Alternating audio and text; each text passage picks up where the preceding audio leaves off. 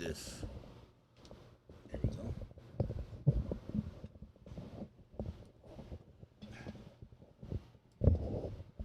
All right. There, how's that? I think we might be live. We'll see. Uh-oh. My muscles don't flex, though.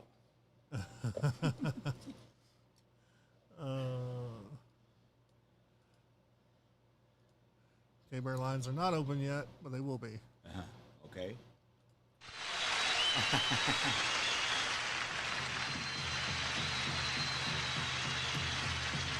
All right. Redbone. All right on, dude.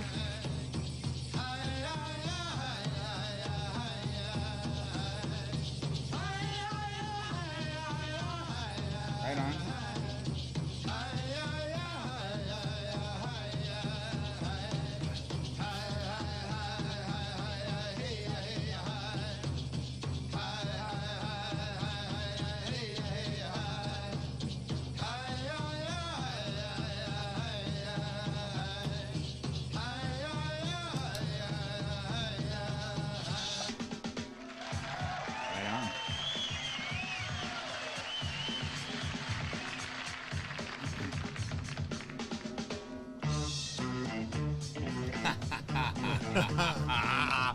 I haven't heard this in decades. When was the last time you dressed like that? I never have dressed like that. Dad? Well, that is him. It's never too late to start. That's never too late to start. Put them on high speed. I did some editing and it put these guys on high speed. Look like chickens running around. Oh, really? It's comical.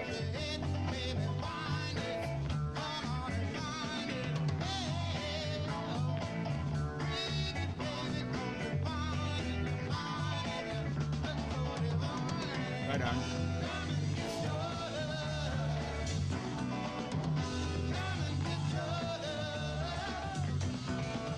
Redbone. Good choice. Always a good day for some Redbone. Yep.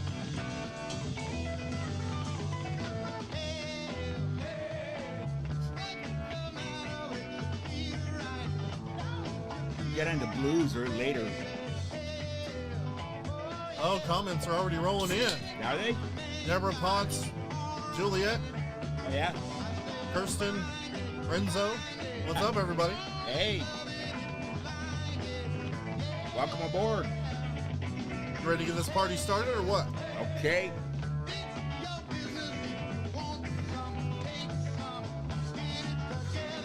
Give us an order up, Dave. Order out.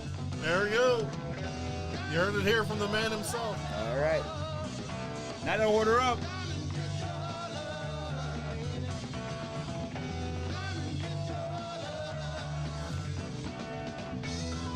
Been a long time. 31 years. Today. Can you believe it?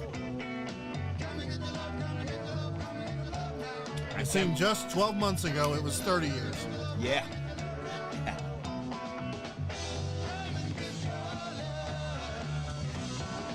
Oh, look. Matt's on. Matt Woodring. Hey, Matthew. And he's in Roslyn as we speak. Oh, boy.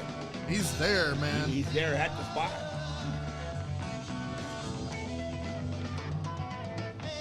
I think it looks different there. I believe it does. Sidewalks.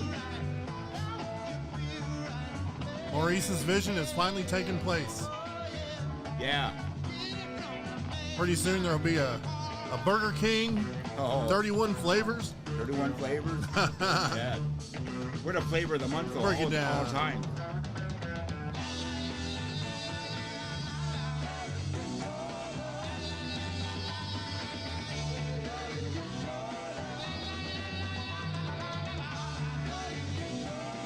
I wonder what year that was.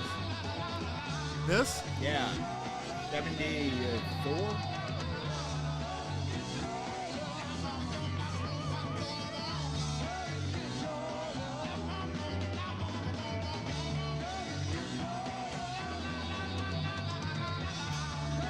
$1974. You are right. Look at you. Hey.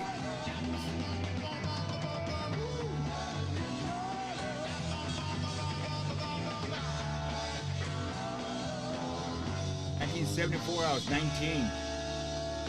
All right. Woo! Come and get your love now. Right here, right we here. We got plenty for you. What's up, everybody? 31 years. 31 of them. And here we are with the man himself, Hey. William White, Ta-da. Dave the cook. Holland gave him the night off to come and celebrate with us a little bit. So Yeah. He's pretty lenient that way, isn't Yes, he is. He lets me off anytime I like. Leave the burgers burner. Oh, dang. So Look at that one. I like that. Oh, right. I like that. extreme close up. Yeah. Ah! Easy now, easy. Keep him back. Put the scratch and snip section up here. Oh, yeah, right, right there. Yeah. Anyway, we're getting off track here.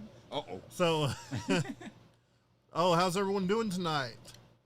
Who's all in attendance? I'm only on. Oh, I'm on Tully Lives. Okay, so we got Karen, Jim, Karen again, Juliet, a whole bunch of people. My goodness. Matt, I think, is tuning in live from Roslyn. As we speak. I think he made it. He All wasn't right. sure he was going to be there tonight. I think Moose Chick's heading there too. Everyone's all It's the whole gang. Yeah, it's about that time again, man. My. Everyone's flocking to the Mecca, The Mecca. Yeah, heading to Roslyn for the unofficial Moose Fest. I really wish we could have been there, but it just wasn't in the cards. And it happens. It's Sicily is okay. the Nazareth of the North. Yes, it is. Stand in the place where you live and face north. I was headed in a northerly direction, my lord. So we have National Pecan Pie Day, Eat Your Jello Day, but What? for all of us Mooseheads, today is Northern Exposure Day, Yes. and We do Jello shots. we're gonna, yeah, we can, and I'm sure they got a pecan pie shot or whatever. Do it all, Okay. but yeah, we're just gonna hang out with you guys, our fellow Mooseheads, and Hang out. talk Northern Exposure. At the top of the hour, DB Brown is watching, so what's up, DB? We'll be talking to him on the phone Oh, my. at the top of the hour, and I don't think you've ever talked to him before or spoken to No, him or that met doesn't- him or anything. He came by 6 years ago, and doesn't seem like that long ago at all, but it was before we even built K-Bear here. Mm-hmm. Yeah, it is. The walls were up, but the glass in the enclosure wasn't. So Okay. he came and hung out, and he has a story to tell. Oh, is that right on? He sold his journals to Joshua Brand and John Falsey back in the day. Back in the day. And then Before 31 I think years. that was in the 70s, and 10 Yeah. years later, they made it into a show. And he gets mixed reviews and skepticism, of course, but course, we'll that's talk to all him good. about that later on I in haven't the talked to evening. him. So I'm hoping he comes back. I mean, I really enjoyed having him here and hearing all the stories. If you guys haven't seen or aren't familiar, you can go to the Tully Lives YouTube channel where I documented all that, and yeah, just go from there. Right so Okay. I was going to see if you wanted to watch the pilot today. Have you seen the pilot? Yeah. The first episode the you first have? very first episode. I have seen it. When did you watch it? Oh, God. Decades ago. Oh, really? Did you watch it with anybody, or were you like, I'm By gonna myself. Or what was it like before? Because you came around in like season 3, right? I was there the first season, but I didn't really get Cast as a yeah. role. You were right. an extra I from was an hell. I was extra from hell for a couple seasons. Extra from hell. I get the little flash, 15-second flash on the screen. Yeah. What's great though is they used a lot of the same people Over and over. over and over. Yeah. So you really get a sense of community. Yeah. Like, hey, there's that guy again. Especially like Lynn. Lynn. Lynn from Squim, right? Oh, boy. Lynn from Squim. Wonder what he's doing today. Boy, Maybe I we can hope give it's him okay. give him a holler Okay. if he wants to. This kind of we've been dealing with the rent house in Oklahoma and everything, Oh, and boy. I looked at the date and I was like, oh man, Coming it's like quick. July 9th right now, the anniversary of Northern Smoke. We got to do something, right? Mhm, yeah. So it's like this is all pretty pretty quick, not much preparation time. No. So, but that's okay. Fly by the man. wing. That's- That usually works out better this way. I know that's 98% of how we roll anyhow. Yeah. So, what's the difference? I think it's 100% over here. So, and later on too, we like to hear from all you guys out Yeah. there and gals, People. persons. Call in. I'll put the phone number up and Community, call in. see if we can get some of that going later on, because I really want to hear, From each of you. yeah, from all you guys how the show affected you. I'm always interested in hearing. It's like you have been getting in contact with some old buddies you told me the other day. Got And 40 years ago, I haven't talked to this guy. I haven't talked to this gentleman, Joe Sidoni, in 40 years. Went to a diving school with him, wow, that's, and I'll leave it there because he has a really interesting story about Well- how he got into northern exposure. and you're not going to tell us? You're going to leave it there? That seems like the worst place to leave it. Well, it's like it's shining a light above my head. But Was it one of those things where, like, he told you in confidence? It's like, no. Okay, Not at all. I think it's just an amazing story. He hasn't said anything to anybody about it until he talked to me about it the other day. All these years. And it's just like, wow, it made a difference in his life. and it was, he said it was your role on there. Yeah, it was right? my Like, role. It was my role. Really I made came an to speak to him. impact. I really made him. I came to him and spoke to him, and he was straight. And this Yeah. whole time, you you thought your role was pretty insignificant, right? Very So, insignificant. Yeah. Until I started coming to these Moose Moose Fest Fest and all them. starts really seeing from people from around the world Yeah. actually coming up to me and telling me what's up. Seeing how revered you are by the fans and everything.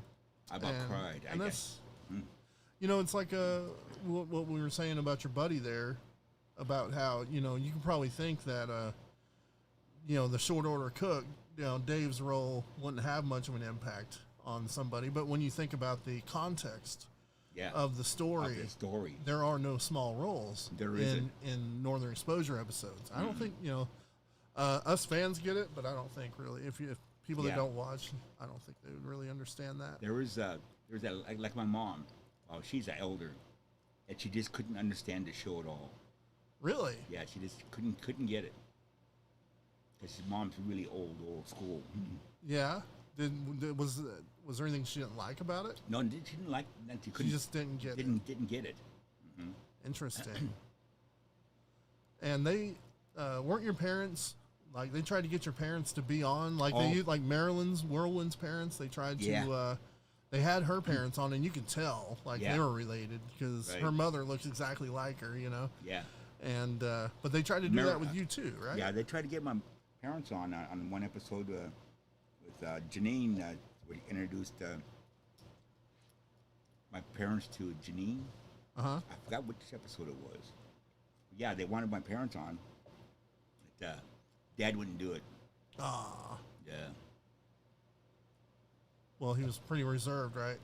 And not to mention he was on the lam or something. Yeah, that. Yeah. I could say it now, but 1947, he did a post office job downtown Seattle. One of his cronies got busted, Yeah. ratted him out, and Dad went to prison at McNeil Island. And a few years later, in 1947, he escaped from McNeil Island Penitentiary. True story. 17 years later, in 1962, I remember the men in suits coming to the door Wow. and taking him away. I didn't understand why. And later on, I would go to this office in the Smith Tower, which was the tallest building in the west of the Mississippi then. I'd be sitting there talking, and he'd be sitting there talking to this guy. Later on, I figured out that was his parole officer. Oh no. Yeah. Then he got a John Fitzgerald Kennedy's brother, Robert Kennedy. He was the Attorney General then. Gave my dad a pardon. So he got Wow. I have all that paperwork. I still have that stuff. Really? That's in my storage unit. Yeah, we got to get your stuff out of your storage unit. Yeah. Hopefully, we can go up to Roslyn, We would do like it in the soon. fall and winter, like Yeah. here in a few months. I mean, we say that, and then the time comes. It's like, all right, maybe we'll go in the next few months. Yeah. And then time, but It's yeah, getting we there. definitely. It's time, dude. It's getting there. I can feel it. It's getting there. So I definitely want to see There's snow on the ground. you know. Okay, that's a perfect time to go then. I've been up there a few times, but I don't consider it a full experience until You see the I snow. see it with snow. Yes, Until you're cold in the snow. exactly. Uh-huh. And then run with the bulls. Then, yeah, streaking for Jesus. Yeah. Well, what'd you think about that day? That day there, Because you'd already had your car accident, so yeah. you couldn't really partake. I didn't. I did it in the bar. The Stripping down- the warm up shot, the warm up shots. or was that real alcohol? No, yeah, Maybe by some. yeah, maybe by some, yeah, exactly. But that was just yellow water. Yellow water. Yeah, looked like tequila. Yeah, I guess There was no taste to it. they'd be breaking some insurance clauses or Oh, something by boy. the studio. if you did. Liability. Yeah. Boy, oh boy. Yeah, yeah. It was fake. How many takes did that take? I don't know. We did a couple. Was it? Then I think it was the last take. We're stripping down, right? And then all of a sudden behind everything, it got really quiet, and we're still taking off our clothes, right? Yeah. But all of a sudden, Jim Charleston, he calls, "Somebody stop this!" It was we crack up laughing. We're standing there naked, somebody stop this. So you guys really got naked, or Oh, it was naked, yeah. totally naked? Yeah. Everybody? And so whoever was in front of the screen, Oh, okay. in front of the camera. Wow. Yeah, it was. Somebody stopped this. It was pretty funny. Yeah, I wish I could see that outtake. Oh man, where's that footage? I have no idea. It seems like the story goes where didn't the town get a fire truck or something out of that? It was one of those episodes. The town did get a fire truck, where old Maggie's house got burnt down. The house is burning or something. Yeah, burning Yeah. down the house. Yeah. Yeah, they got a burning down the house. Okay. Yeah, the town got a fire truck. Cool. Oh, that was insignificant. I mean, quite a gift. Juliet asks, "How's Elaine doing since her COVID ordeal? Have you reached out to her at all No, I haven't. and talked to her? I haven't reached out at all. I haven't heard anything either. So I haven't heard. hopefully she's doing well. Usually, no news is good news. So That's true. haven't heard anything else about it. Hopefully, Yeah. hopefully it's all getting cleared up. Yeah, Even though, it's been doing okay here at this address. oh yeah, Yeah, we didn't- we stay locked in. we have our own little bubble anyway. Yeah, so- we have our own bubble, and we do okay. Yeah, we do. And there's we do a little better than okay, I think, but we're Yeah. okay. Even when we're vaccinated, Yeah, it's like, you still don't want to go out. yeah. Inoculated. I'm inoculated. Introverts. Yeah. This being an introvert is it's getting a little old. Yeah, it's definitely time to branch out and hit the road, go somewhere. Yeah, trim my beard off a little bit and make an appearance. Amen. Amen. You just got your second shot, though. I just got my second shot. Has it been bothering you at all? My arm. A couple days later, like, geez, who punched my arm? Then, Yeah. Oh, geez, I had a shot. Yeah, I definitely. I didn't feel any woozies or the inoculation where it may have frightened anything inside of me. But I'm okay. Yeah, same here. Yeah. Other than ever since 9 p.m. every night, like clockwork, I hear Bertie Higgins' Key Largo going on in my head. You do. Key Largo. Yeah. I'm going to sue Bill Gates. Oh, my. I got a defective shot. defective shot. So. Yeah. All right, so I got some videos here. I didn't get a chance to deep dive. I busted out my VCR. My Let me see goodness. in this. I gotta. So the views of this DJ This are piece- not necessarily those of the owner of this station. Oh, yes. All right, we had to. Just in case you guys didn't hear that, we got to clear this up. The views of this DJ are not necessarily those of the owner of this station. That's a good one. You got that, everybody? So, That's a nice cut. I like that. so you saw the first episode, but there's like not a complete season you've watched, right? God is on all the 8 seasons. I think I maybe saw a few. I've only seen a few episodes. Just a few. Really. Okay. Yeah. Well, I don't mind watching it again. I still want to do that thing. Okay. Where we watch every episode. We get to the 110 total. Wow. We'll be here a while. Yeah, well, no, all at once, everybody. You want to join the Northern Exposure Marathon? 110 episodes all at once. This will be a mooseathon. Yeah, I like it. I like it. A mooseathon. Love it. All So, right. but I want to do that thing and like do a formal camera setup and Okay. do like a synopsis from you on each episode as we watch it. So, Okay. I think that'd be kind of cool for the YouTube channel and That of would course be. all of our buddies here in the KBHR South group. But honest to God, I've only seen a few episodes. Yeah, and the few that you've And then- seen. I'm sorry. Go ahead. No, you go ahead. Thank you, sir. Indubitably. Pardon me, good sir. Pardon my redundancy. Yeah, it would be nice to sit down and go through each episode, because there is only a few episodes that I've seen. I think I've said that about 10 times already. Well, some people in the back might not have heard you. So, but one thing I like about watching episodes with you is we've only watched a few, and they're usually the same ones. It's like, well, it's Christmas time. Let's watch Soulmates. Hey, So you've probably seen that ding ding. episode 4 or 5 times since Yes, I have. we've been hanging out. But one thing I do love is when you watch them, it jogs all these memories, and and you start remembering a lot more that you haven't thought about. It digs in that computer in your brain to them lost files and pulls them out to the front. You know what I mean? Ding ding. A good time. Yeah. There's a lot there. And my gosh, we should do it soon because I am getting older. Hey, aren't we all? Oh boy. So, yeah, the synopses aren't quite firing like they used to. Oh man, getting better with age. What are you talking about? Oh boy. You've never been more healthy in your entire life. You're right.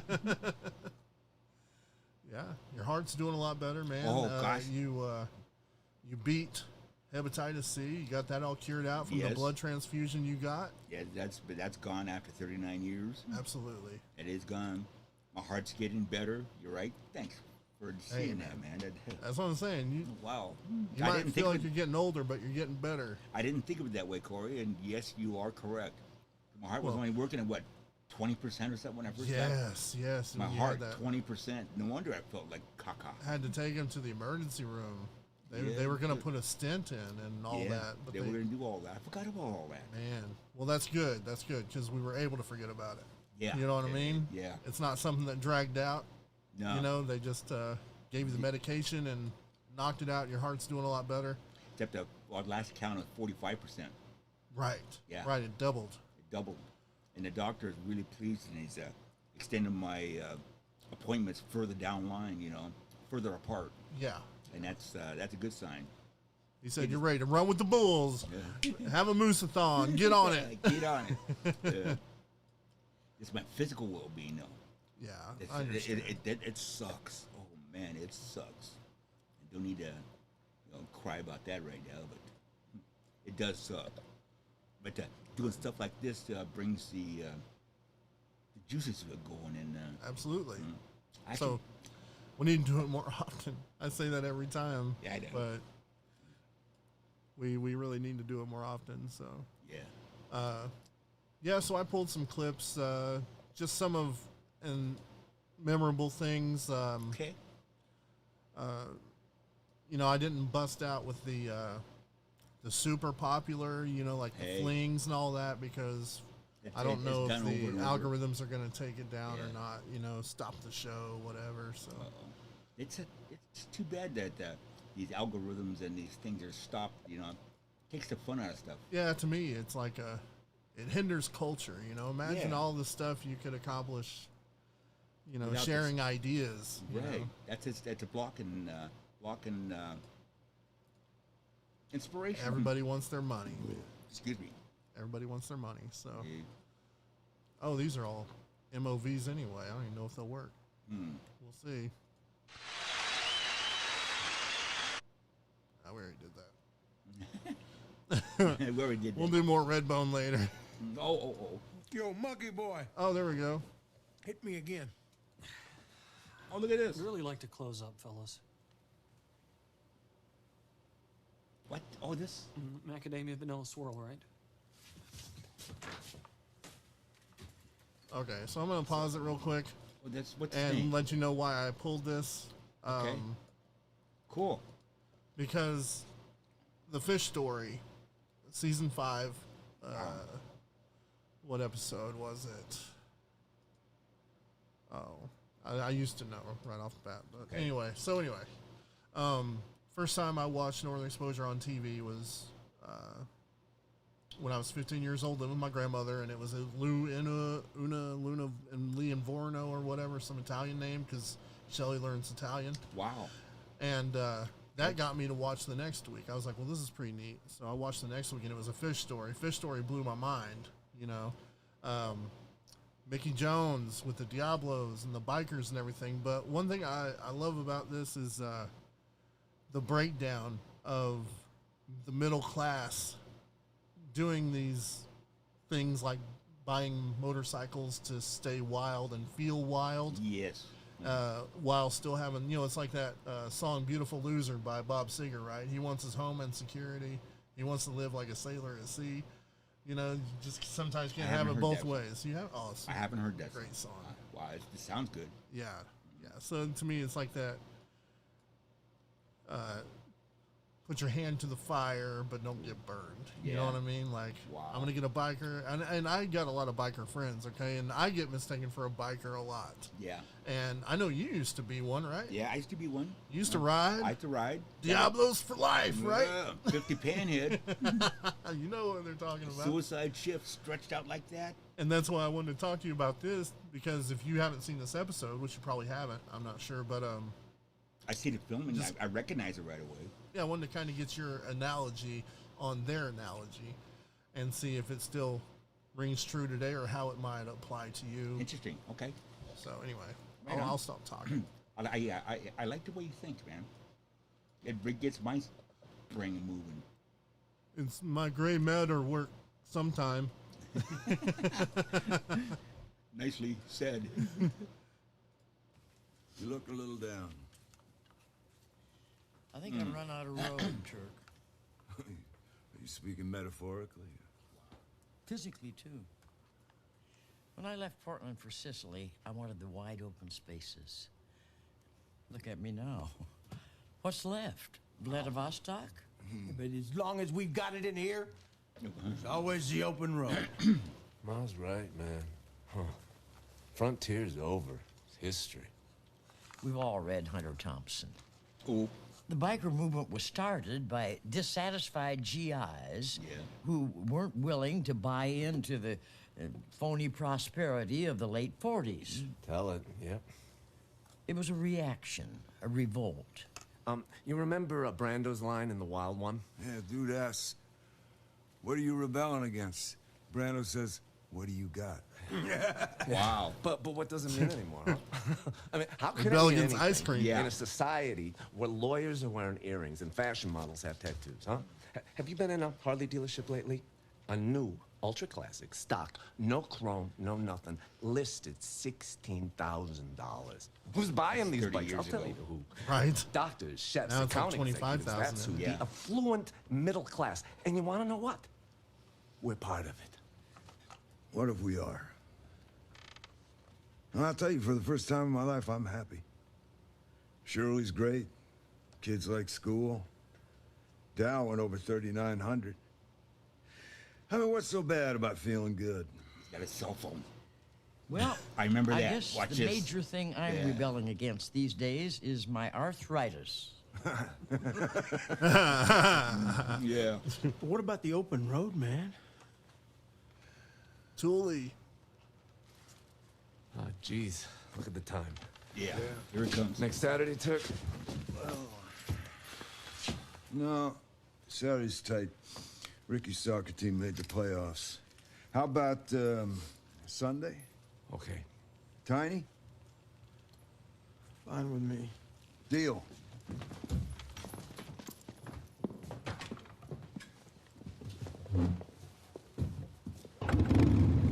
Be good, Ma! And if you can't be good, be quick!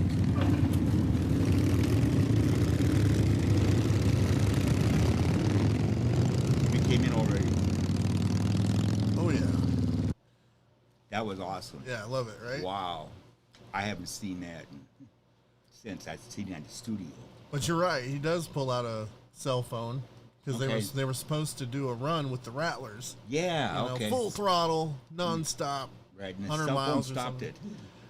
Yeah, the Rattlers, they called in sick or Yeah, whatever. that's right. so- Yeah, that's what it was. Yeah. So I was 15 years old watching that, and I was just thinking, oh man, these guys are scary. But they were like, "Is that your bike in the parking lot?" It's in the handicap zone. We moved it for you. We moved it for Yeah, you. it's like, oh, okay. Well, these guys are pretty nice. They just look mean. Yeah. Yeah, Mickey Jones, rest in peace. Oh, rest in peace, dude. Yeah, Jeez. Thule. Mm-hmm. He did a lot of charity work too, man. He did. Everything I've heard about him, he's a really good dude. Oh, wow. Emily Burke was friends with him, so. Huh. I don't know that name. Emily? Uh-huh. Yeah, you would know if you saw her. Emily Burke, or I believe that's her last name, but she's a country singer from Tennessee. She went to all the Moose Fests and all that stuff. okay. So, I did, yeah. but yeah. So, what did you think, man? Wow. About the? They even acknowledged that we're part of it. You know, Right. When you're saying "hit me again" and you mean a cup of ice cream. Yeah. That was, jeez.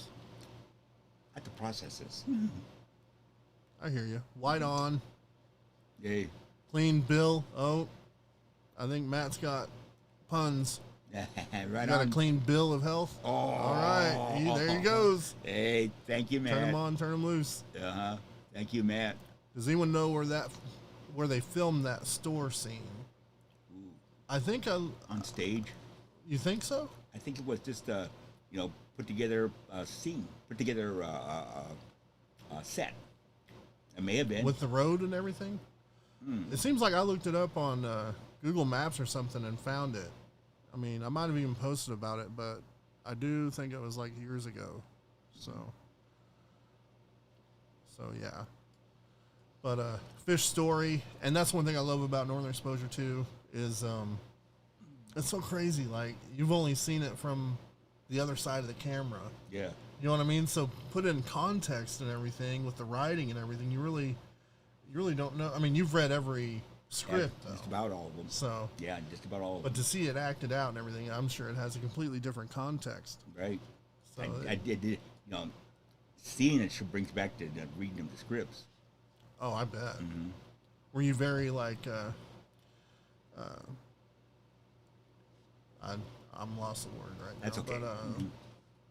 But I don't want to. This sound really dumb. Oh, hey. Did you have them laid out on the table all the time and look at them constantly? No. Okay. No. Other people wanted to. Like Friends. practice reading lines or whatever? Yeah. Wanted to see what was next. Wanted to touch them, hold them because of their script. You mean like friends? Friends. Oh, yeah. Like they wanted an inside Uh-huh. to see Oh, what was going to everybody happen wanted on the it. episode? Yeah. Wow, I bet. I mean, it was hot back then. It was hot. People walking down the street, they see me and recognize me, and they have a script or something. And can I see it? Can I see it? Can't do it, dude. I know I didn't either. You got some kind of a non-disclosure agreement for that with the studios? Did they Oh. tell you guys when they gave them to No. you? Like, no? No, didn't say that. It's just, well, as an artist, when I worked in recording studios, You knew on You that. knew. You just already you don't knew. share that stuff. Yeah. Okay. Yeah. Okay, so do you remember the episode Inner Sandman? That's Metallica song, my bad. So, Mr. Sandman. Inner Sandman. Inner Sandman, exit light. But the Mr. Sandman episode, season 5, episode 12, aired January 10th, 1994, and everyone was having each other's dreams. Do you remember that one? I remember that one. Yeah. Did you know who was having your dreams?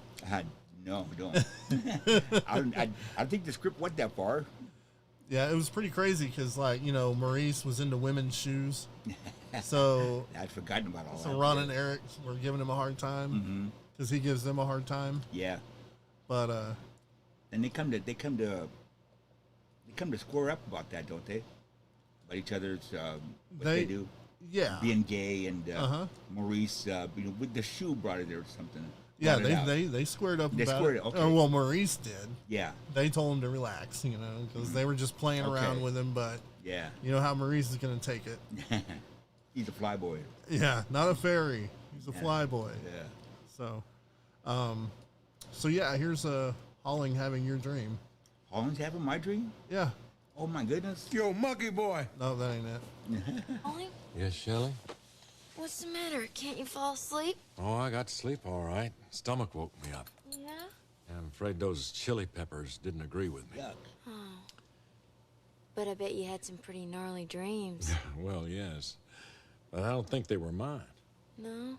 I was dreaming about kayaking on Lake St. Pete, and instead of an oar, all I had was this little spatula. Dave, You going back to sleep, Shell? what about you? Dream about Dave's first wife? No, thank you.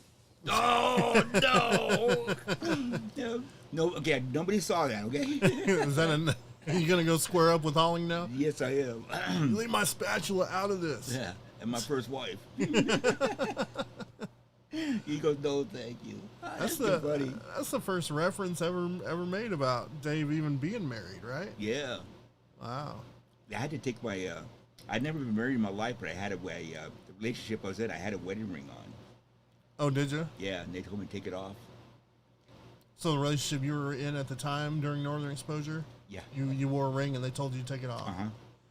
Did Story. your significant other have a problem with that? Oh no, not at all. Linda, no. I mean, I guess they're kind of weird with jewelry, right? Like during the wedding scene, you had that pouch on, right? Oh, that's a necklace. Oh, that necklace. Yeah. Okay. And they told you to keep it. Yeah, I was costumed as Karen Bentley. I think it's- Catherine Bentley. isn't Catherine, it? thank you, Catherine. Sorry, Catherine. Yeah, I said go ahead and keep that on there.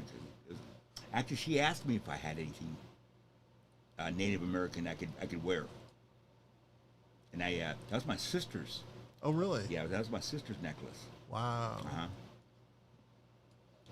That's cool. So authentic. Authentic, yes. My sister made it. She used to do some fine work. Small beads. Yeah, I remember you saying that. Like watertight, even. Like Yeah, watertight. My mom's knitting was that way. She would hand spin the wool from raw wool, shear the sheep, wash it, and hand spin it. And knitting was so tight it would hold water. Wow. Yeah, Too cool. I miss all that stuff, but that was decades ago. Yeah.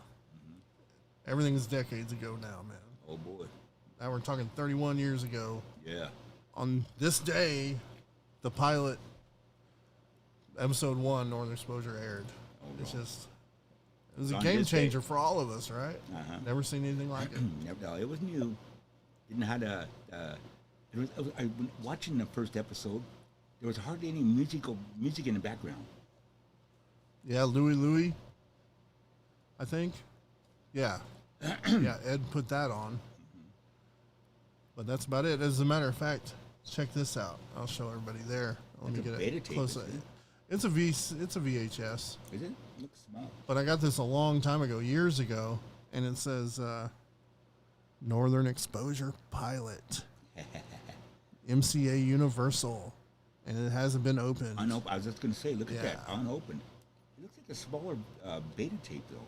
And it says, if you have rented or purchased this cassette, call this number. Federal Oh, law my provides Uh, severe criminal and civil penalties for unauthorized distribution or reproduction. of course, you called that number, did you?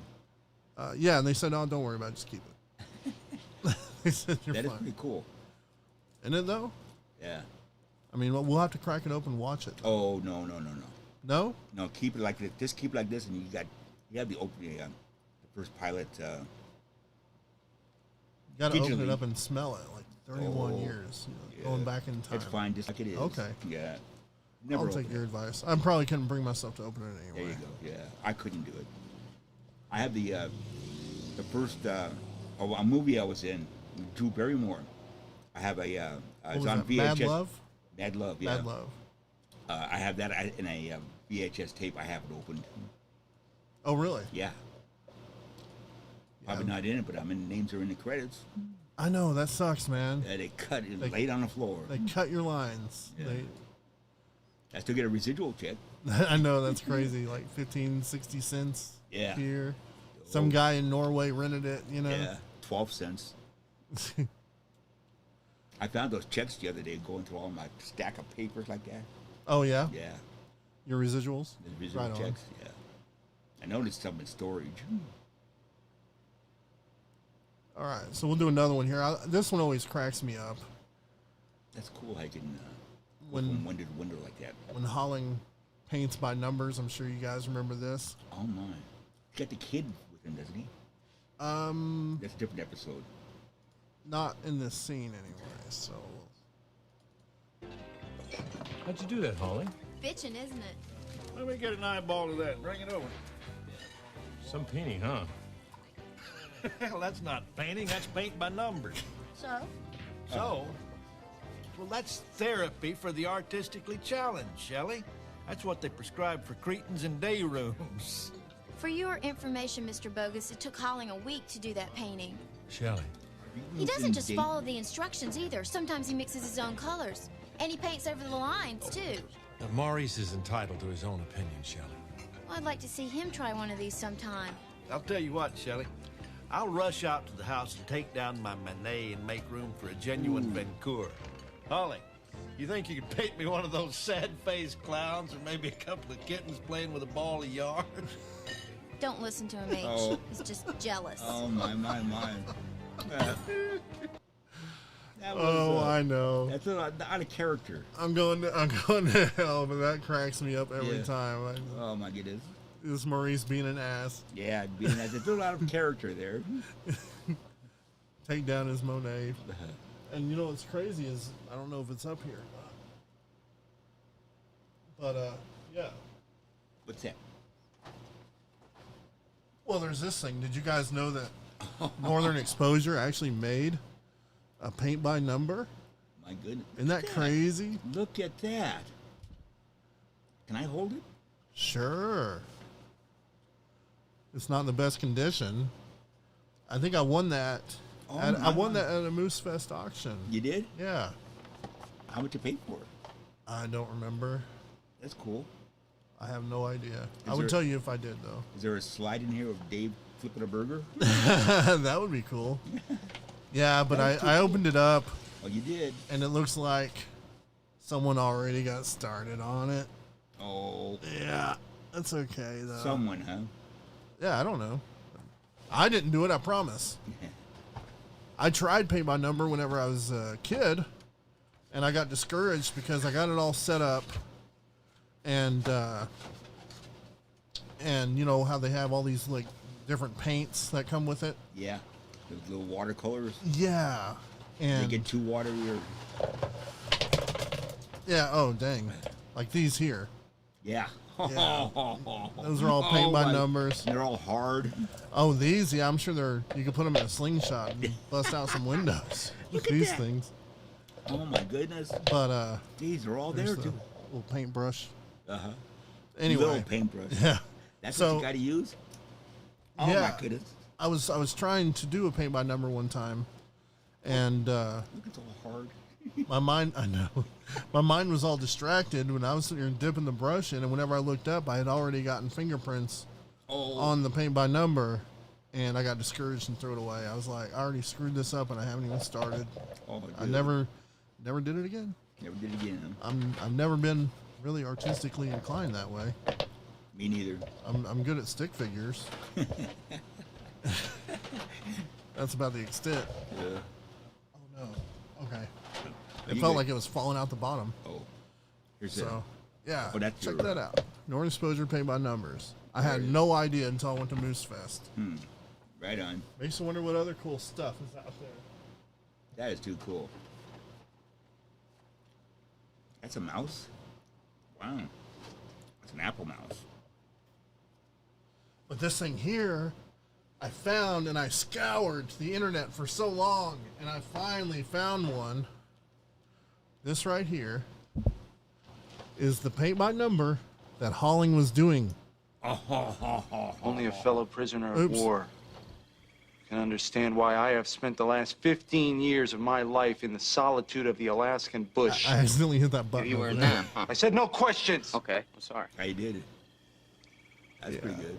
It's Adam. Yeah, I was there. Talking about Vietnam. I was there when the Tet Offensive was launched. Okay, how long is it?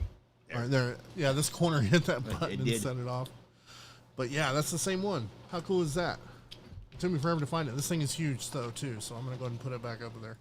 There we go. That's the one that. That's the one that. That Holling was. That he hung Rainy. up on the. Yeah, let me see if. Maurice, that's the one Maurice was criticizing. Yeah, there it is. Oh my goodness! Look at that. How cool is that?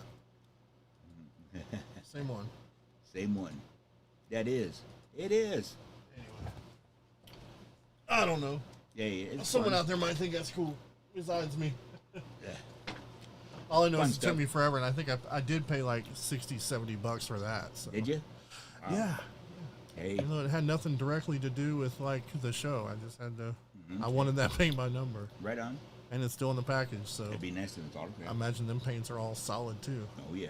So all right, moving right along here because time is flying. Is it? Yeah. Got to give. Got to give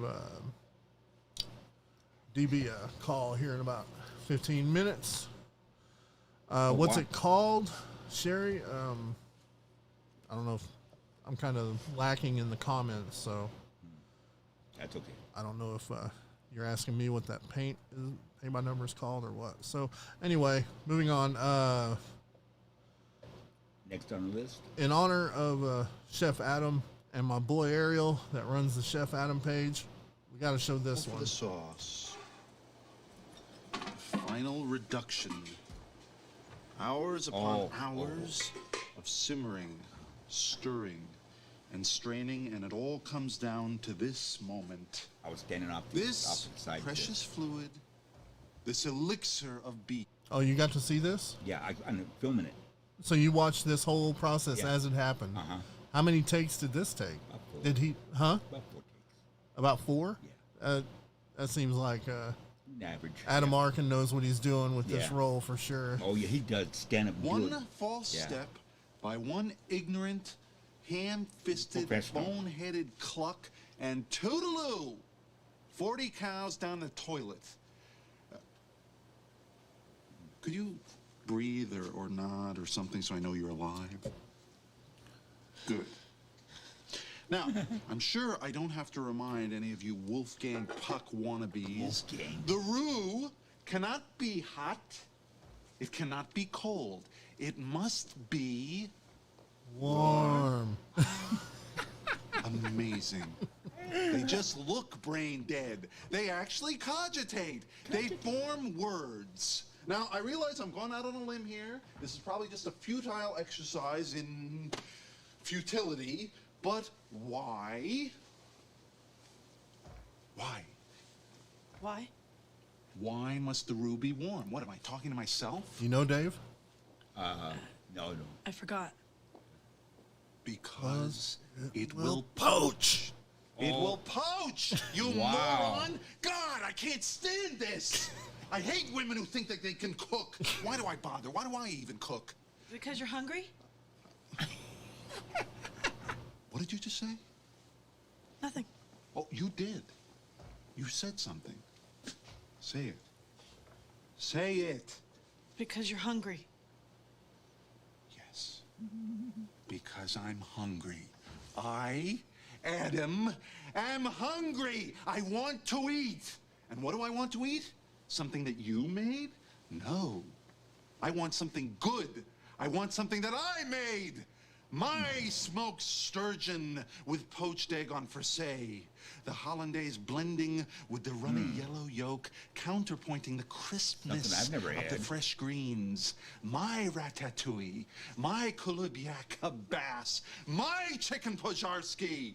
The cream and the brandy and the paprika blending with the juices of my mouth, moving me to the pinnacle of gustatory ecstasy. Gustatory. The boss, she is dead. Oh, Gangway, I got the crown jewels here. throws his cigarette. Pancreas and the thymus. Where's the bride bucket? Sweetbreads, yo mama. That So- was good. Yeah, 4 takes, huh? You think it's Yeah, like about that? 4 takes, yeah. Oh, that must have been so cool. Sitting off to It the was, side. it was a director that wanted another take. But these guys were point on. Yeah.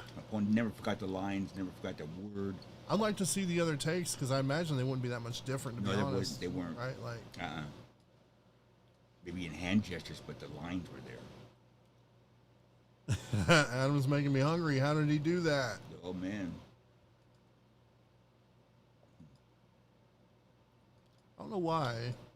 I'm trying to bring up other comments and it won't work. I don't know why. But anyways. So we'll be calling DB here in a little while and get his stories from being an Alaskan bush pilot back in the day. Back in the day. And I made a new video that I will air at the end of our little show here. You did? Yeah. Yeah, it might, you know, I do that stuff. I enjoy doing it, but as far as anyone else liking it, I don't know. Oh, you got some really good That's why I'm ideas. saving it for the end, because Okay. then that way they can just turn it off and go about their night, if that's the case. But if you've seen the lo-fi music, you know, I'm down with the... Pam and I both listen to that lo-fi music in Yes, the you do. background all the time. You know, Yeah. it's just chill kind of beats and music.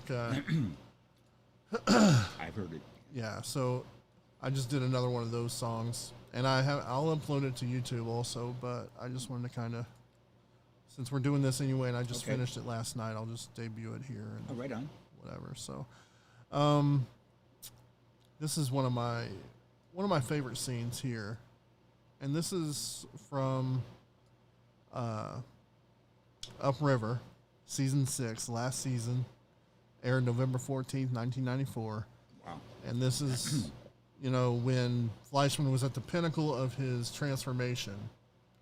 And this is basically his farewell to Ed. She gave me more than just a sweater vest that night. Wow. She gave me all this. Wow.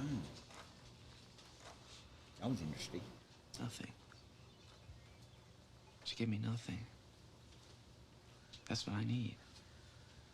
No phone book, no Game Boy, no pasta maker, TV guide, nowhere to go, nothing to do. Is that what you need? No Super 8, no cassette player, no Banff Film Festival. Just a time to be.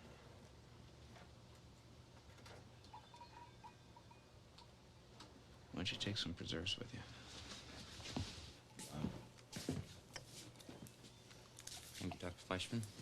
The high-end toys of the day.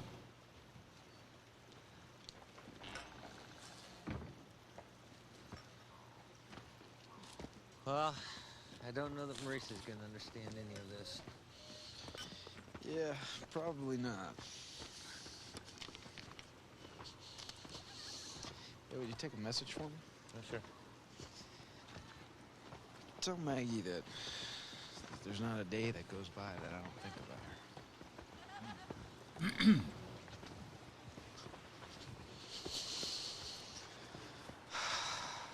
I enjoyed this visit, Ed. It was nice. I wonder if you'll ever come back, Dr. Fleischman. Well, if that's the way I'll go. Don't worry, I'll be in touch. I'll see you, Dr. Fleischman. Got me teared up.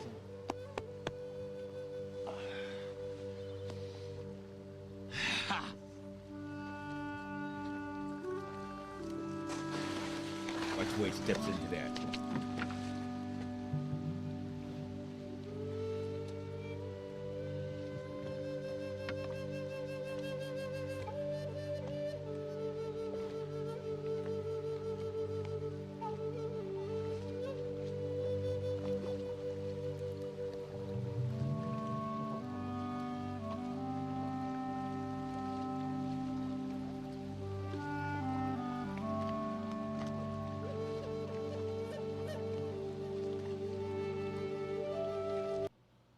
Now, Bill, damn it.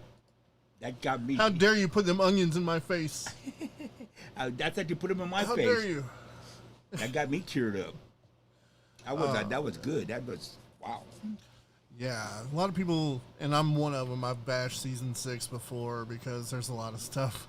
I mean, Little Sicily is one of the episodes that I love to hate, but I watch it all the time. Every time it comes on, I watch it. Uh-huh. Every time it's on the stream or whatever, I Little have Sicily. to stop. Yeah, Little Sicily. Yeah, that's where the Italians move in, and all of a sudden, you know, Dr. Capra's Italian, and he's got there's an Italian restaurant that apparently has always been in Sicily that Maurice likes to go to all the time that we've never heard about. Oh, you know? my. I haven't seen it. Yeah. To me, it's cringeworthy. Some people like it, but, you know, like I said, I still watch it. It's just so corny to me. But so many important episodes happened in season 5 and 6, you know, like important to the entire story of the show, you know. So that one, I remember seeing that, and I'm like, oh. But by the time I started like really getting into it, was on A&E Daybreaks. If you guys remember that. Northern Exposure will continue here on A&E's Daybreaks. I remember that. Now back to Northern Exposure here on A&E's Daybreaks. You even got that right on. Yeah, so That's if you awesome. remember that. I remember. So it was already over. The show was already over, but I knew that I was on season 6 when I watched it, and I saw that episode. I saw the goodbye, and I'm like, yeah, it's winding down now. The good times are about to end. Yeah. Northern Exposure's about done. So,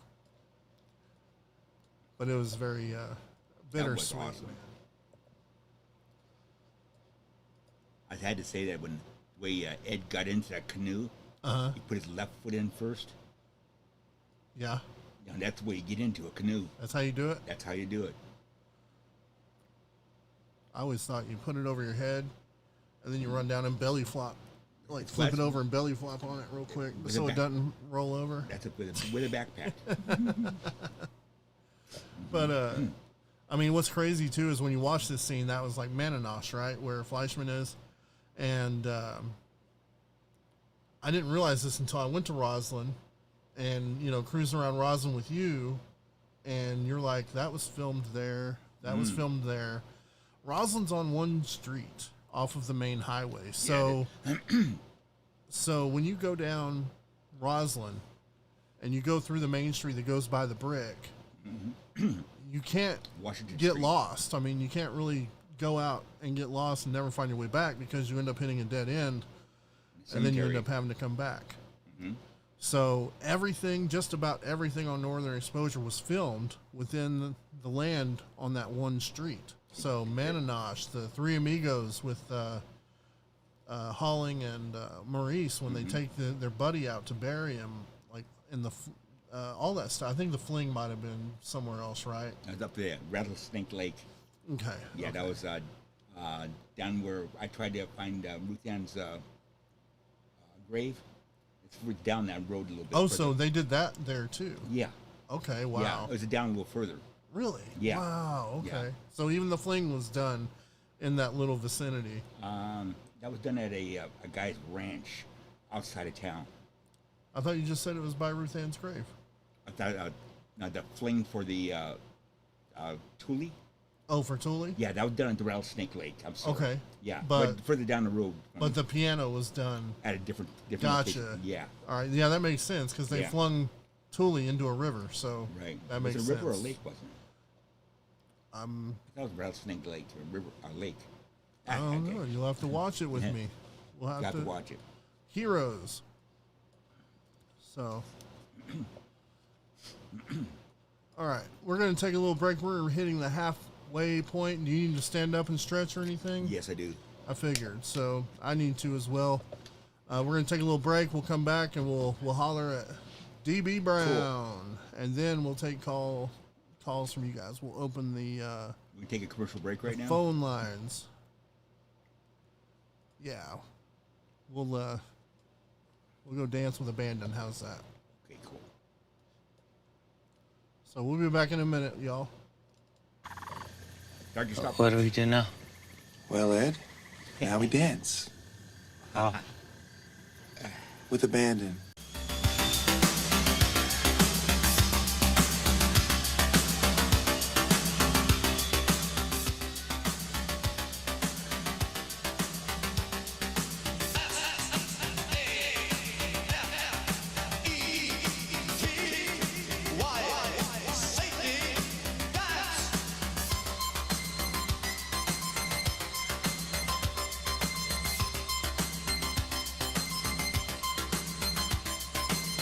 We can dance if we want to.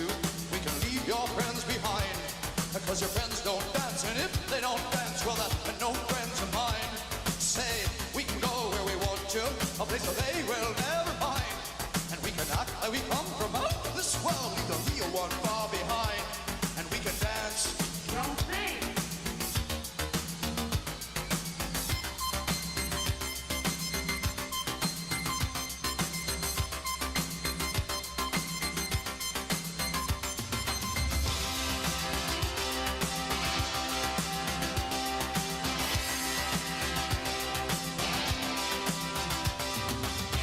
We can dance if we want to. We can leave your friends behind.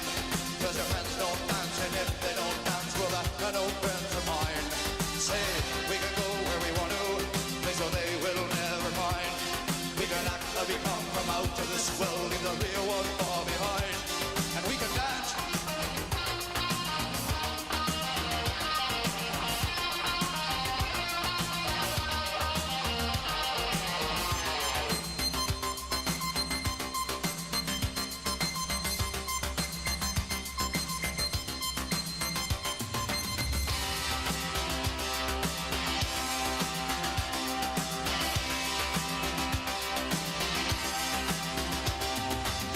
We can dance if we want to.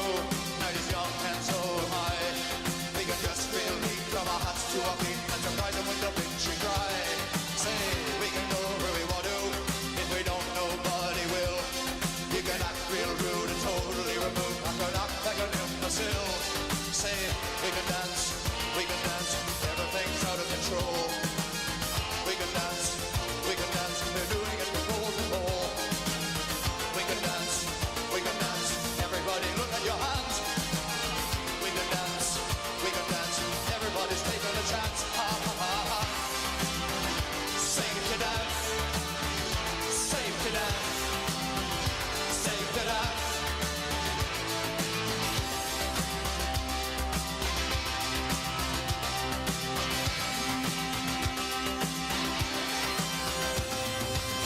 We can dance if we want to. We might call your life and mine. As long as we abuse it, never gonna lose it. Everything will work out right. We can dance if we want to. We can leave your friends behind. 'Cause your friends don't dance, and if they don't dance, well, they're no friends of mine. So we can dance. Everything's out of control. We can dance. They're doing it from pole to pole. We can dance. Everybody look at your hands. We can dance. Everybody's taking the dance. Ha ha ha ha. Safe to dance. Safe to dance.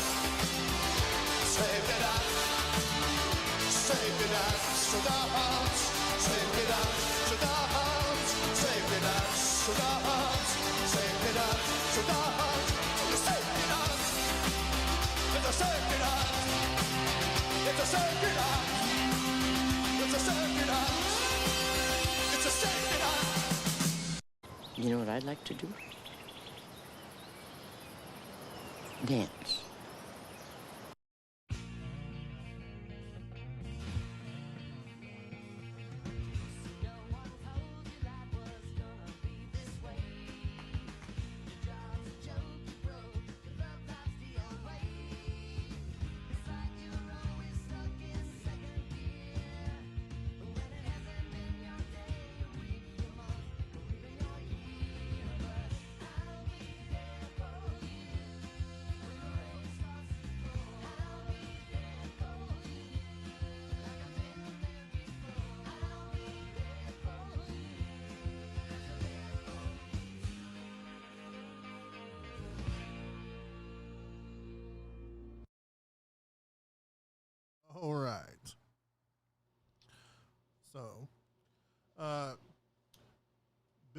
to stretch his legs a little bit, blow his nose, do whatever, and he'll be back here in a minute.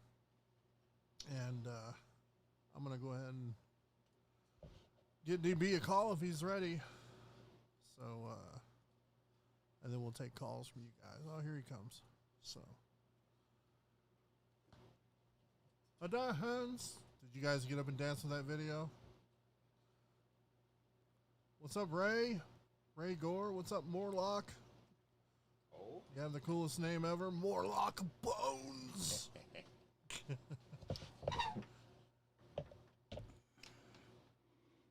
Cool. We're back. Oh, I got your mic on, so. Yeah, all right.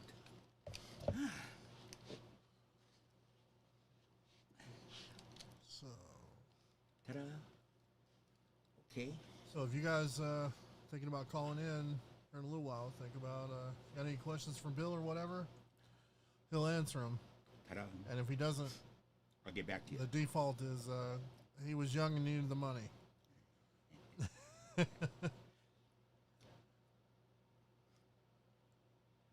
Young and dumb and needed the money. We've all been there, buddy. So. Happy 31st anniversary, all you moose heads out there. That's what we're kind of celebrating tonight. Right now. Got to get on, talk about it a little bit. Got no candles, but. And here's something, another little blast from the past here. What you got? The credits from Northern Exposure. Oh. Yeah.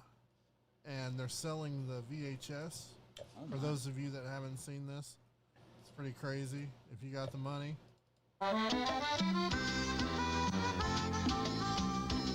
Now from A&E Home Video, you can own the second 5-episode Northern Exposure collection for $79.95 plus shipping and handling.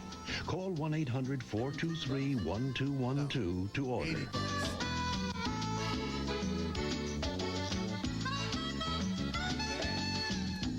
$79.95, wow. man, for VHS. I found in the secondhand store. I don't know. I forgot how many seasons it was. In VHS unopened. And what was it? VHS Northern Exposure. Really? In a secondhand store unopened. Wow. And I had it so long, I don't know what happened to it. Imagine the money that's worth today. Oh, boy. I mean, based on them prices, it's got to be worth $400 or $500 now, right? At least.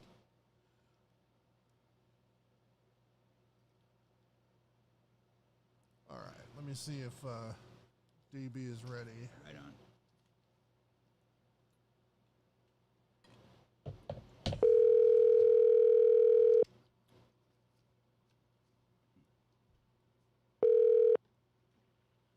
How you doing? Hey, DB, can you hear me? I do. I've been watching you. You've gotten real professional looking. Oh, wow. Yeah. And I like the two-man act. And, of course, the set looks about like I remember last time, but it looks really good, I thought, and real professional. So. Right, thank you. Well, thank you, DB. I appreciate Thank you. that. I appreciate that. So, sitting here with my buddy William White. He played Yep. Dave the Cook. Yep. Hopefully, if you're in Texas, if you're going north again, you can swing by here and see us sometime, and you guys can meet in person. But I'd like that. I told him quite a bit about you. And well, thank you. I've heard the stories, and I'd love to meet you, DB. Well, Dave, I had quite a life. Now, I'm getting old, and I've had a few health issues, but I started out crazy, and it's still crazy, I understand. But, yeah. A lot of people don't know that I was raised at the house right across the street from Warren Buffett. Is that right? Well, Warren Buffett, Omaha, Nebraska. Yeah, I come from Omaha. Yeah. Wow, he still owns that house too, then, right? No, yes and no. The house you're talking about that he still owns, he bought it back, and that's in Dundee. And Dundee's a part of Omaha. I don't know, it's kind of off of downtown there a little ways.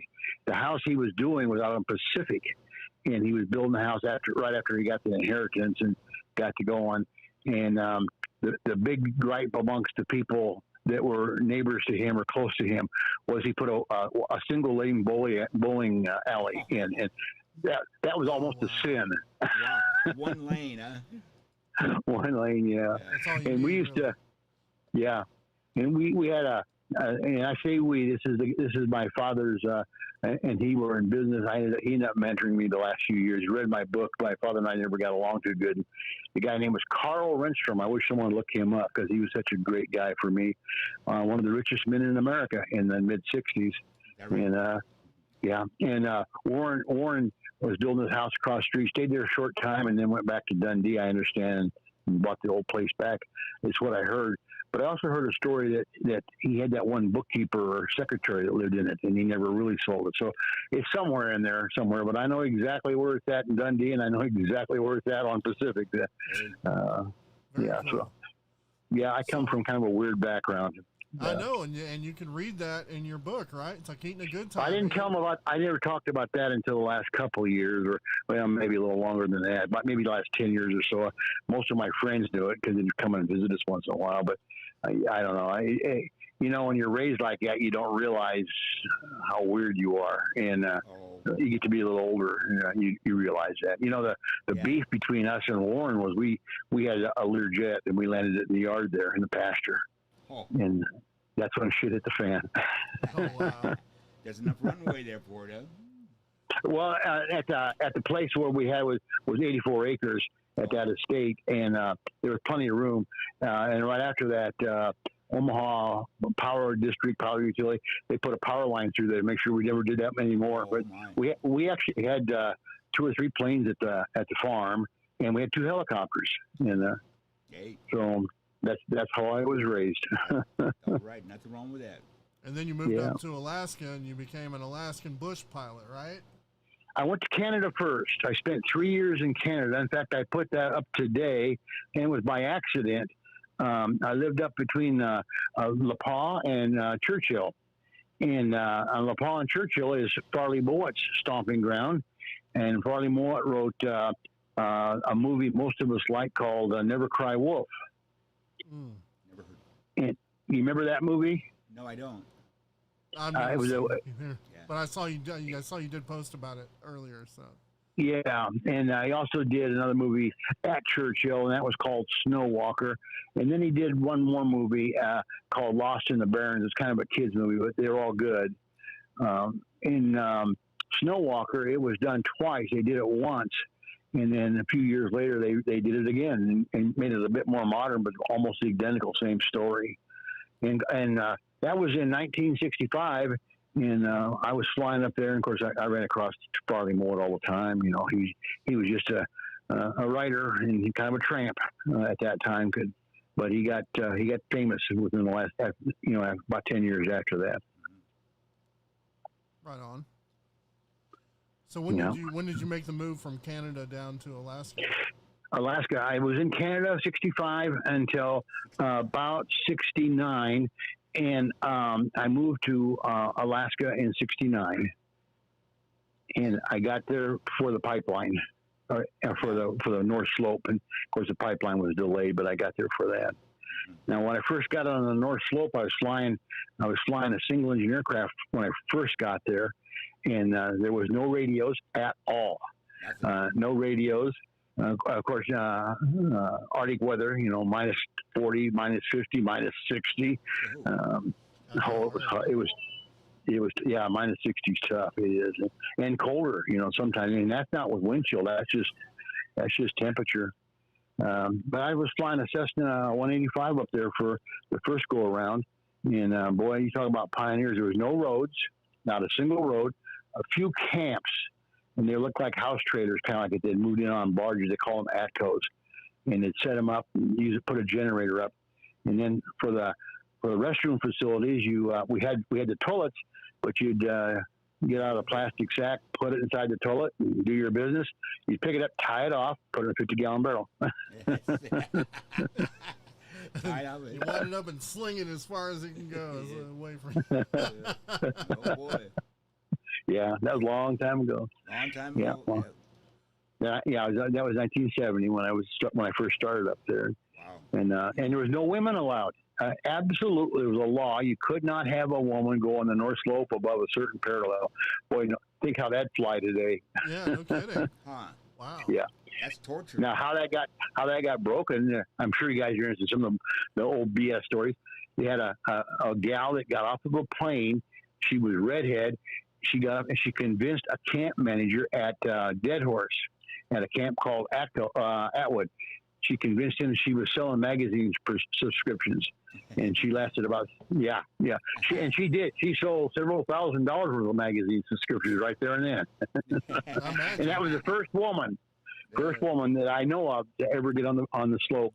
But within 5 years, as the pipeline started to develop, of course, women's rights movement and everything, they did away with that. But it took about 5 years. It took till about 75, 76 maybe. I didn't know that. Yeah. So when you headed out there, did you land in Talkeetna or did you work your way there? No, to the slope, you mean? Yeah.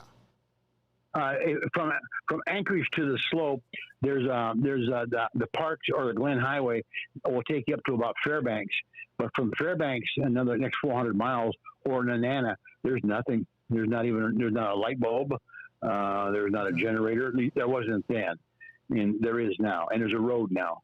Of course, that came in the late mid to late 70s during the pipeline. That all happened. But I used to tell the story. I would leave Anchorage. It didn't matter whether it was daylight or not, because when you got to the North Slope, I guarantee if it was wintertime, there was no daylight. I'd haul explosives up, and this would be a twin-engine aircraft now. I'd haul explosives up, and they'd put half a dozen of those barrels full of crap in my airplane, and I'd fly it back. So I was dynamite up and shit back. Oh, yeah. I remember you saying that before. Boy. Yeah, true story. True story. True story. So then when did Josh and John come into the picture? Let's see. That was about in 75, the pipeline started. In 77, I bought my first helicopter. 76, I guess it was, I bought my first helicopter. And I mentioned, the reason I mentioned the event on Pacific where I was with Renstrom is Renstrom, of course, was a billionaire by today's standards, plus. In fact, Renstrom invented women's hair colors, and if you ever splashed a fragrance on called Brute, he owned that company too. Oh, wow. Huh. Yeah. And but anyway, he had a friend. I bought a helicopter. He had a friend out in California named Beecham, Beauchamp. He pronounced it Louisiana style, but he was dentist to the stars. And I needed some aircraft, and Beecham had plenty of aircraft, and he owned a little airline and a big aviation enthusiast. And we got together a couple times and telling him stories, kind of like what we are right now. And he goes, I got a couple of young guys I want you to meet. And I think they're going to like to talk with you. And that was in about 1978 or 9. Oh, right on. So when did they, and then you met these guys? And the guys are Josh and John, yeah. Yeah, Mm-hmm. and they wanted to see Talkeetna for themselves? Yeah, really. They did want to see it for themselves. Now, at the first time we got together was today we watch, if you watch Josh today, he's exactly about 5 years younger than I am, if I remember right. He's old and mature and what have you. I mean, back at that time, he had just gotten out of college, Josh and John, and they were both a couple college kids, that's all there was to it. But boy, they had a lot of drive, a lot more energy than I probably ever will have. And two pretty neat guys. Right on. And we spit around and we talked for hours. The very first night, got together a couple more times. I went back to Alaska. It was pretty much winter, and they called me and said, "We're coming up." And I go, "Get up here!" No. And of course, I'm living in Talkeetna, and Dave, you would know Diggs. I mean, it's a bush community, Of course, they had a rental car. Each had a personal secretary that was a knockout. They rented fur coats from a company called David Green. They came up there, and each coat was worth at least $5,000 or more. And they go to this town, which is basically full of just bush people, bush rats, you could almost call them. And the town absolutely fell in love with them.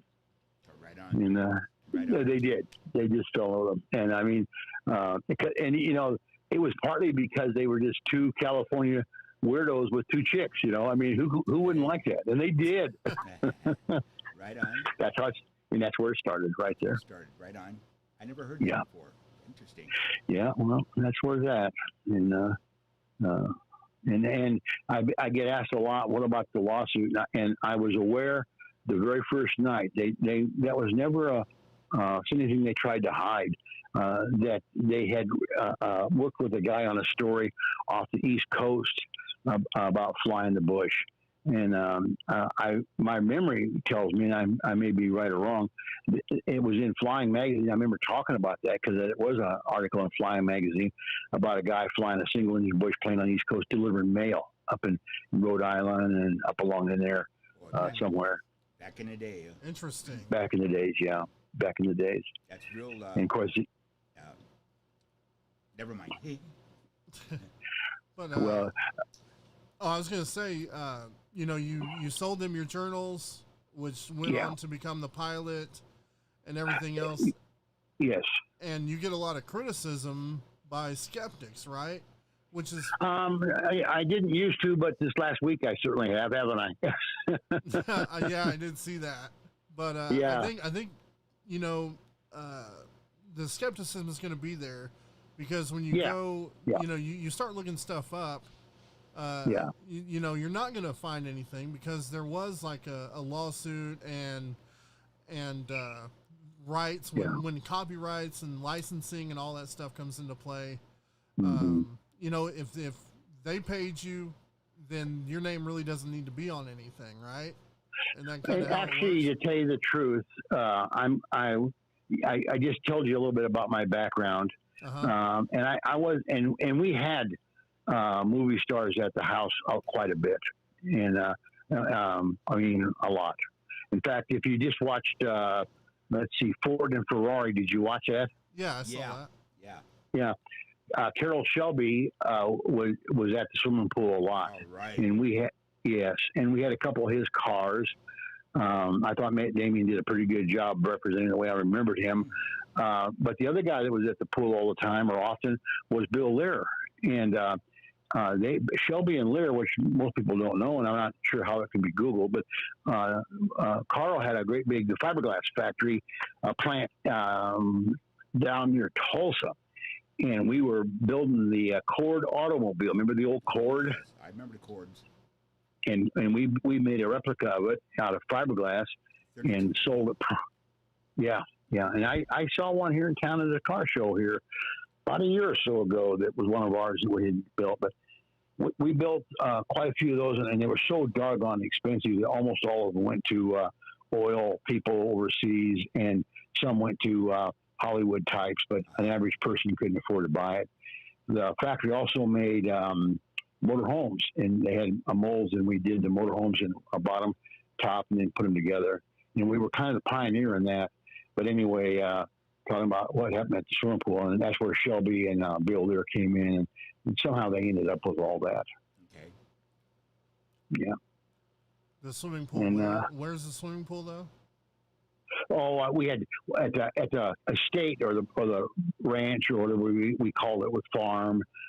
We had two pools, and they were kind of famous. One was a great big outdoor pool with a island in the middle, like you would kind of see in a Hollywood type movie. Then inside we had a smaller pool, and that was more intimate. It had a sauna bath off to the side. That's where a lot of the hanky-panky took place was there. Okay. Yeah, but we had those two pools. So I'm just saying that I wasn't really. Not necessarily those of the owner of this station. Sorry, I had to throw that in there, the hanky-panky. But, yeah. So what you're saying is you rubbed elbows with a lot of celebrities and everything that would be around the area, so.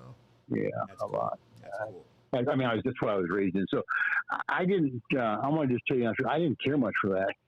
You had to sell your soul. In fact, they had, there was three of us boys that flew that were there.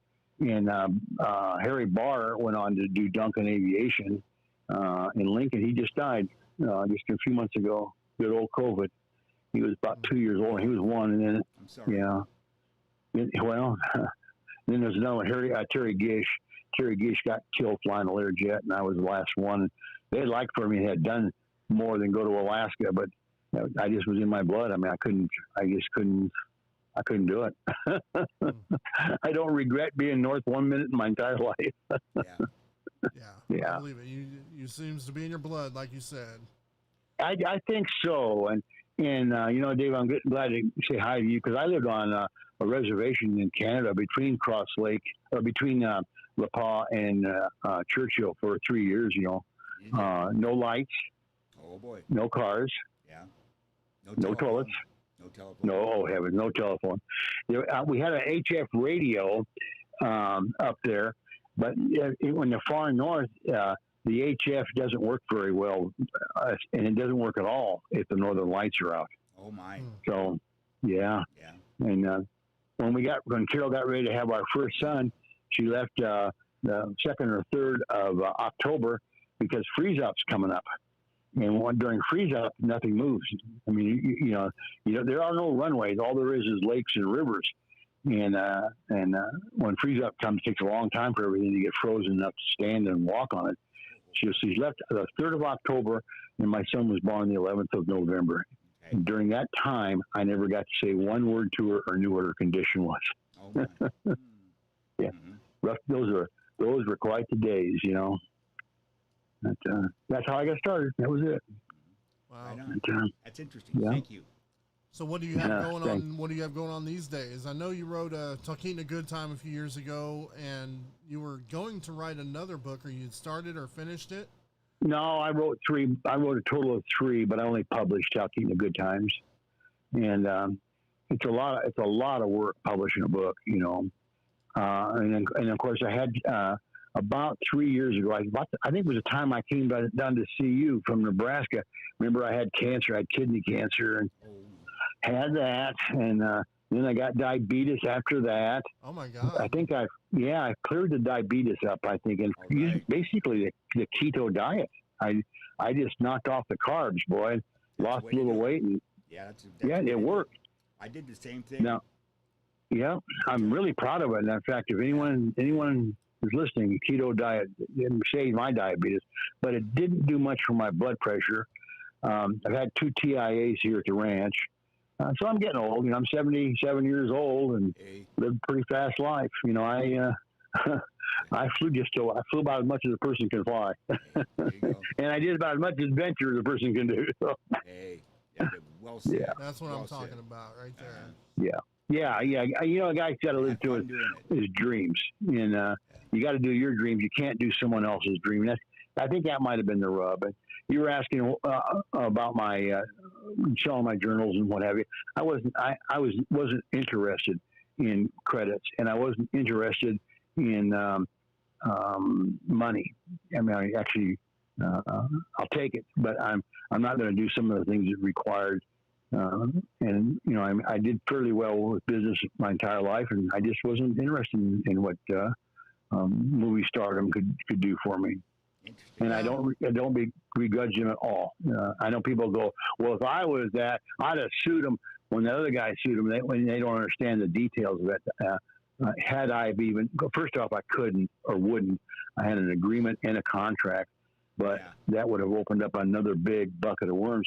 You know, all but Chris of the original 8 characters come out of my journal. And I mean, they never gave those people credit before.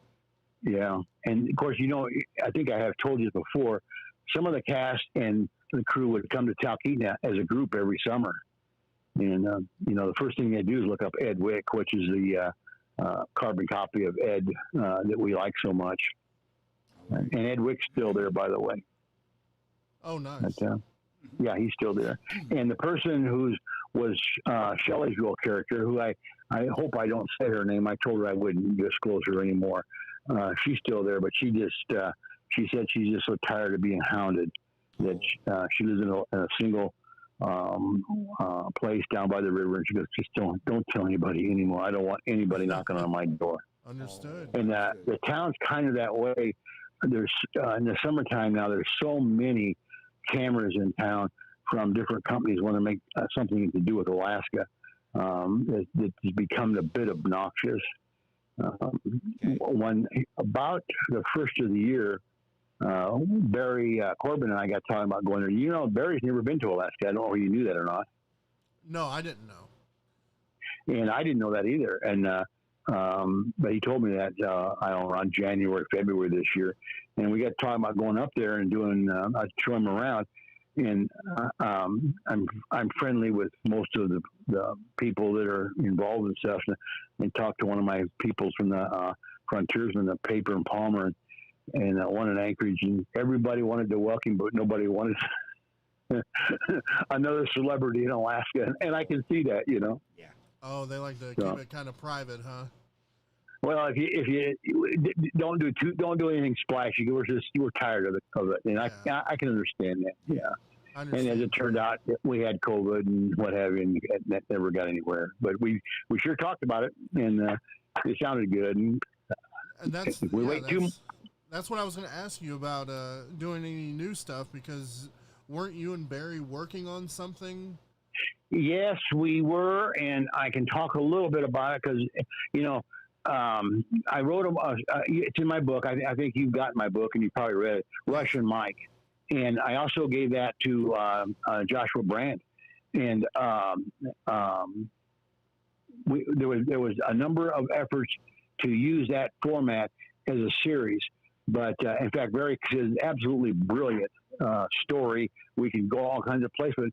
But if you look what's on TV today, I just don't think that a northern exposure type movie is going to compete with, let's say, The Walking Dead. You know? Right. Yeah. Exactly. Yeah. And that's where it's at. The entertainment, what we think of as TV entertainment, has changed a lot. And it has. But but anyway, that's where it's at. We worked on it actually for 3 years, and I had thought a couple times we were going to do something, announce something fun. In fact, I had told you, Corey, that I'd try to make you aware of it real quick, but it has not gone much further. And I'm sure you haven't forgot too. Last year was COVID. I mean, to tell you, I think almost all of us were in COVID jail for the entire year. You know? Yeah, absolutely. With no conjugal visits. Oh, gee. How does that work at 6 foot apart? Tell me again now, Dave. Right? I mean, come on, explain that to me. Well, but you had said that Josh Brandon, you said Josh Brand wasn't even interested in a reboot or a remake or anything like that, right? Josh, when John got so sick, John was in Iowa. Josh got himself wound up in something and there was a deposition, and they asked me to be a part of it because they were going to depose me, but they didn't. And he said at the deposition, which was just within weeks of when he was up in Austin saying that they were working on it, that he did not foresee ever having another episode of Northern Exposure. Okay. Well, I got to commend you for taking all the skepticism and rudeness in stride. You don't get. Yeah, I noticed you don't get defensive or insulting, you know, and I should. No, you should. I mean, people that are defensive is a telltale sign anyway. You know what I mean? So and people go to the internet, and I mean, you're an OG Alaskan bush pilot who probably didn't get online for quite a while, even after it came out. And you mean Northern Exposure? You mean? After it came out, is that what you meant by that? I'm talking about getting on the internet altogether. After the internet came out, you probably didn't get on it for a good few years after the internet even came out. Because that's what people always go to. People always say you got on the internet. Well, you know, interesting thing you'd say that. I do get, and thanks for bringing it up, Corey. I don't, in some ways, I kind of like having people challenge me. You know, my purpose for doing what I've been doing on some of the sites that we call Northern Exposure sites, the purpose of that, first off, I'm hoping to make $1 million off of it. Do you think that's going to happen? Yeah, eventually. There is no money there. You know why I do that? Northern Exposure has two sides of it. It has the entertainment actors and the acting and singing is superior. But the other side that it has is the real life nitty gritty snow, old crappy wood buildings, characters of people that get along in a small community. And people say, how did that happen? And I can raise my hand and say, guys, I know how it happened. I was there, and not just in Talkeetna, but I was there all across the north my early years. And, first I tell people, which I was trying to get to this week with some of this stuff, is that Talkeetna, as well as all the other villages I mentioned, was a small, really small settlement, half a dozen buildings, 85 people, no television. Radio was almost impossible to get, except for a couple hours a day. It was a 120-mile drive to town. You know what? You end up treating your neighbor pretty good in communities like that. Yep. And that's why Northern Exposure. That's one of the reasons why Northern Exposure shows or displays that kind of camaraderie that the characters have.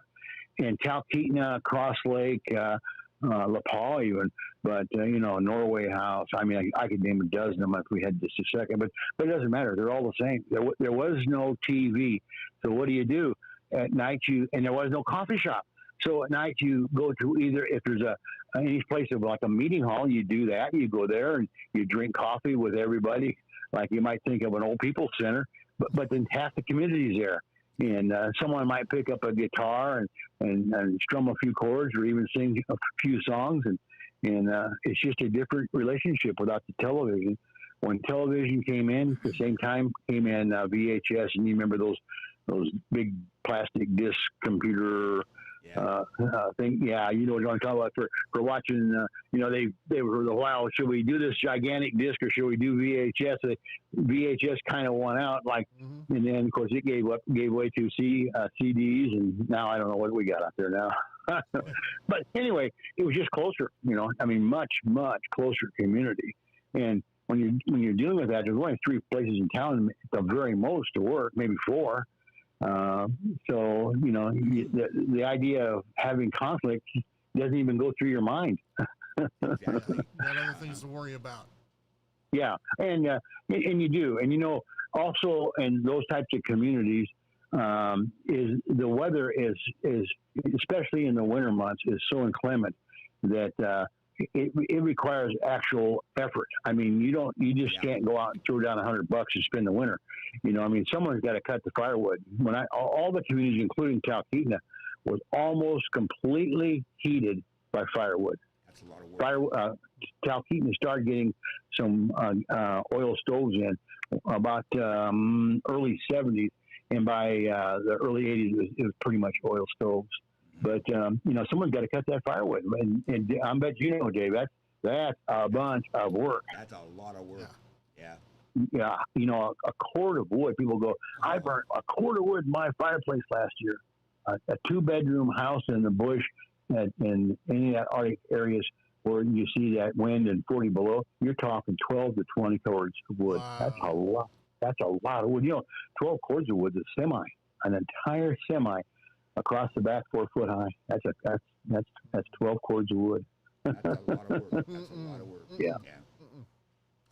But my whole thing was on these sites that I get on once in a while, and I actually do it some because I'm getting old and tired for one, but I try to do it to bless the people that are interested in the real stuff, and some people aren't interested, But I'll tell you this, even though it seems exaggerated, I don't exaggerate other than an artistic exaggeration, which I had one of those today. I was writing about just the event I just told you about, Renstrom and the place, and I said that we live so far out of town that some of the people were concerned from Indian raids. Of course, that's an exaggeration. That's an exaggeration. But what caused me to say that was we did live a long ways out of town, and two of the old farmhouses out there had turrets up on top of the roof, and those turrets were built so people could sit up there and watch for the Indians. And that's a fact. My goodness, I believe it. I believe it. Yeah, it's true. And I went back there a few years ago, and they're all gone. And by the way, the old estate or mansion is now a shopping center. And of course, this is pretty much you can Google this because I see it in the net. And Carl Renstrom was the billionaire, the early billionaire. He had a son after I got to Alaska, and that son's on Northern Exposure Lovers. He follows us on. He doesn't say much, but he's on there. Okay. But that's all. That's just all fact, you know. So, but I try to. I want to be honest and factual, but at the same time, I'd like to be able to explain to people this is the way life was. You know, what I represent is the last covered wagon, and I will go the way of the covered wagons before long. There you go. Mhm. Well said. Yeah. It's the internet though, and that's all it is. You know, and a lot of it, people get defensive about it when you bring new information like this because it's a testament to the passion they have of the show and the history over the past 31 years and the love for the show. That's you know? right. So when you bring something new, it seems like you're automatically going to have some blowback from it. But you know, when people bring up the internet and everything, they also need to consider like there is a life before the internet. Yeah, I mean, but and you can't believe everything you read or don't read on the internet because William White here was, according to the internet, was born in Glasgow, Scotland, in June or something, I think. Yeah, or maybe. Now was that Wikipedia? That's IMDb. Oh yes, and I've never gone there. Let me tell you a little bit about Wikipedia. Are we on the air? Is people listening to all this? Yeah, we're on the air. Yeah. I gotta love this crap. Wikipedia. Have you guys ever played with Wikipedia or had them contact you or anything? No, not contact me. Let me tell you about Wikipedia and Northern Exposure. When Wikipedia first came out, what would that have been? Let's just say early 2000s, okay? Because Northern Exposure quit, and all the stuff on Northern Exposure started coming around 2000. If you went to Wikipedia and Googled Northern Exposure, you know what it would say? It was based on life in Talkeetna, Alaska, blah, blah, blah. You know what else it would say? What's that? It'd say Maggie, the bush pilot, was based on the life of Kitty Banner. And she now lives in Vail, Colorado, and give you a whole detail. Within 5 years, it was taken off. Oh, my. Now, I'm right here in Texas. I've had Wikipedia guys from Dallas, your area up there, Corey, call me at least 2 or 3 times and go, listen, we're looking at your stuff here. We would like to update your Wikipedia information, and this is what we'd like to do. Oh, and by the way, the fee is $500. Oh, my. Oh, really? And that's a fact. And I've had that at least 3 times sitting here. One time I almost considered doing it, and that's let's see, did you see the post that I put up a few days ago that said if you're in Talkeetna in the 1970s and 1980s, these are the people that were in Northern Exposure, blah, blah, blah. And I was going to put that up on Wikipedia, and they wanted $500 for that, too. And I go, no, guys, it's not that important. The people that were involved in Northern Exposure know that, and the rest of the world really doesn't give a shit. I'm not into it for the money. I'm into it for blessing people. Being part of people's lives is what I'd like to be part of. Absolutely. Right on. And I never knew that Wikipedia was a pay-to-play kind of thing. So I don't know if it always is, but I do know they've been getting some bad raps lately on some conservative and liberal stuff, and it's kind of like, oh crap, guys, why do we do that? You know? Yeah. So I don't know, but what I just told you is a fact in my life, and I don't know how that works. I will tell you for an absolute fact. If you love Maggie, of course, you know Janine Turner. I'm sure you do. She's right there by you. You ever see her, Corey? Yeah. Her high school is just a few blocks down the road where she went to high school. But no, I have not hit her up or anything. Yeah, she's really shy, and we exchange stuff quite a bit. I've never actually met her. I bet we exchange something every few days. And and the kind of the same could be said about Barry. You know, movie stars, they run hot and cold. If they need you, they're on the phone or on the computer, 10 times a day asking this and that. And as soon as they're satisfied, Dennis who? And that's to be expected. I think there was an old story about a movie star calls up and says, you answer your phone and says, Dennis, you go, yeah, this is such and such. I go, hey, how you doing? And he goes, well, this is, let's say, Josh, what can you do for me? Yeah. It's just that difference. And I'm sure you've seen that in the acting. And that's, you just learn to accept it, and I couldn't really care less, but that's just the way it goes. Yeah. I understand a lot of that. Right on, buddy. Yeah. Well, I appreciate you calling in and giving us some of your time. And we can talk for hours and hours. Yes, we could. When you came by that it. first time, I think it was like 8 or 9 hours you were here, and we just got the tip of the iceberg. Well, of course, that you got the best tip. You got the good stuff, and I can say this in all honesty. I regret that John's gone, and John was a gentle soul, I thought. Yeah. Did you think that too? Thank you. Yes, I did. 'Cause I met both of them. Yes. Times on the set and at different places down in L.A. At their houses and there's stuff like that. At the Emmys, I met them at the Emmys, and wonderful, wonderful people. Well, for your audience and for you guys, there was a lawsuit, and had I gotten involved in the wrong way, it would have been worse. And I did not mind being on the right side of that. I do not chase money. And one last thing, you got a minute? I'll tell you one more quick thing. Sure. There's been this argument about Cheers. Josh and John never worked on Cheers. Well, I disagree with that.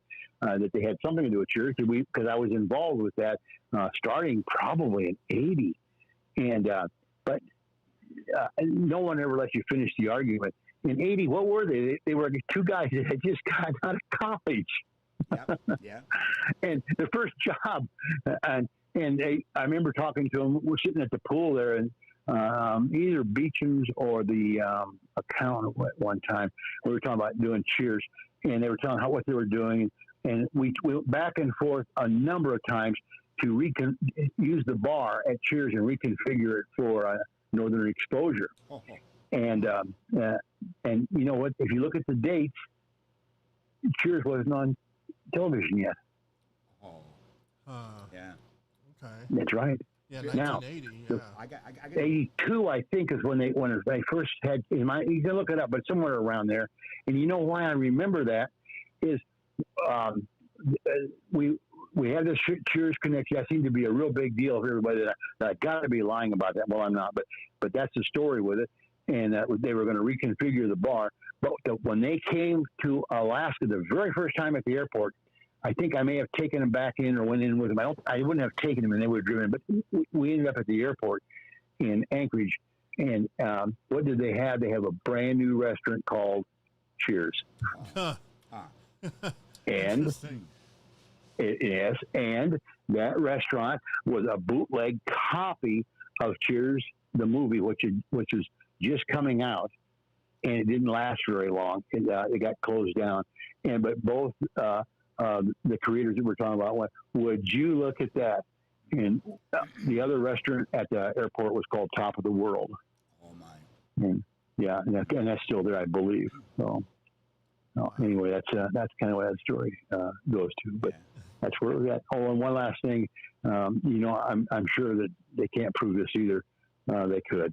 When I was in the helicopter business, I never had less than 12. Less than 12 helicopters?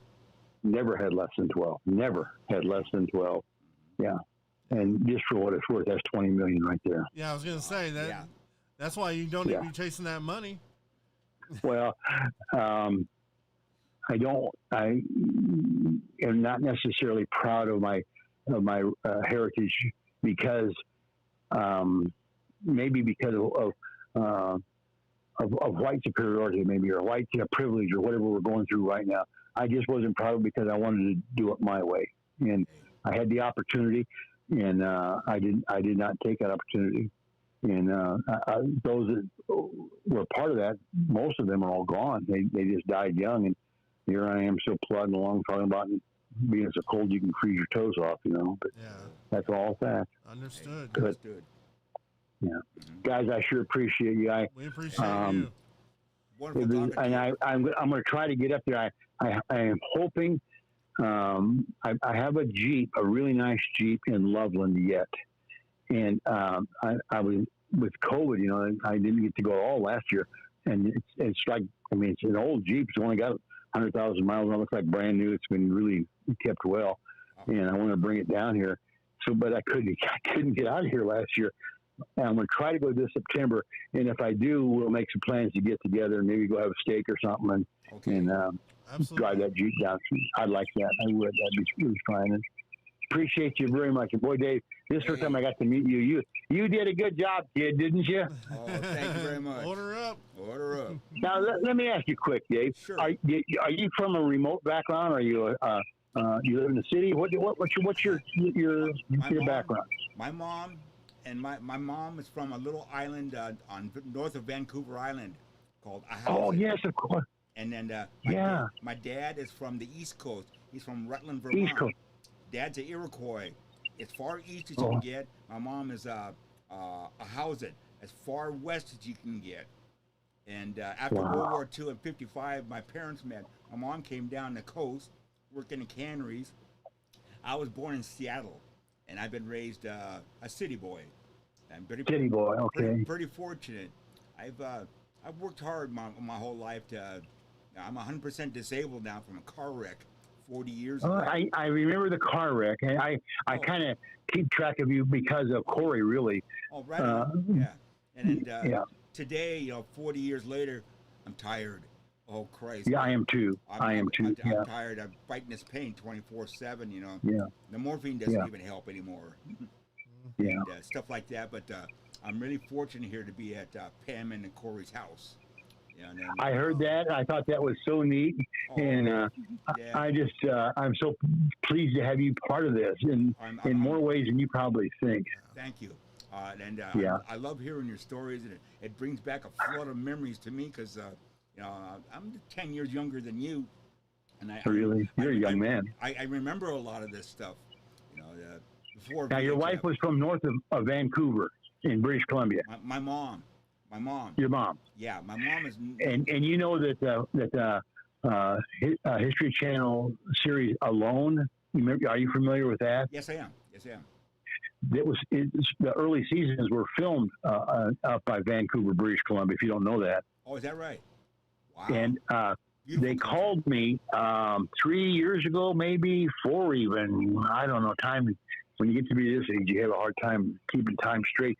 And the gal's name was Sigro. I don't know. She called me half a dozen times, and I said, let me explain what's going on here.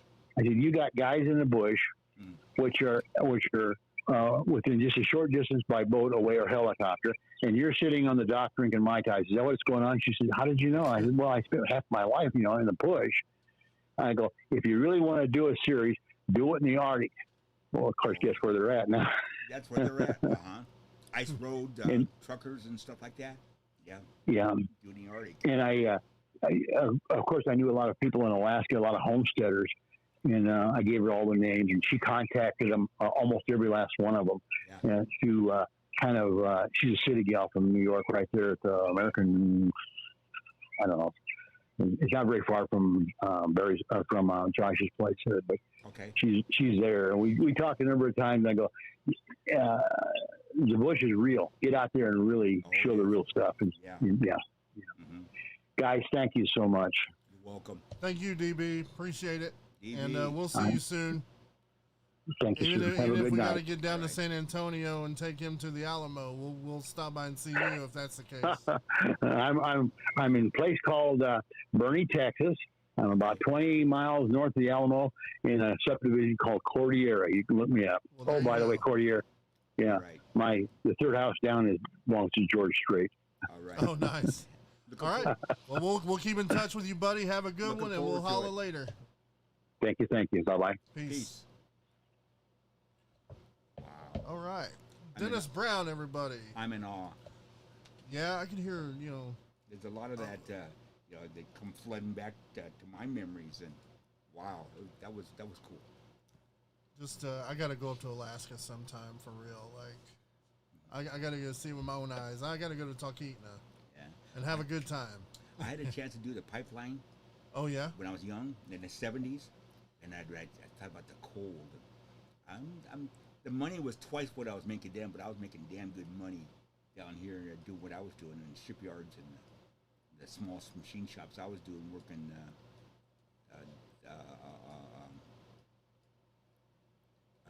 aerospace.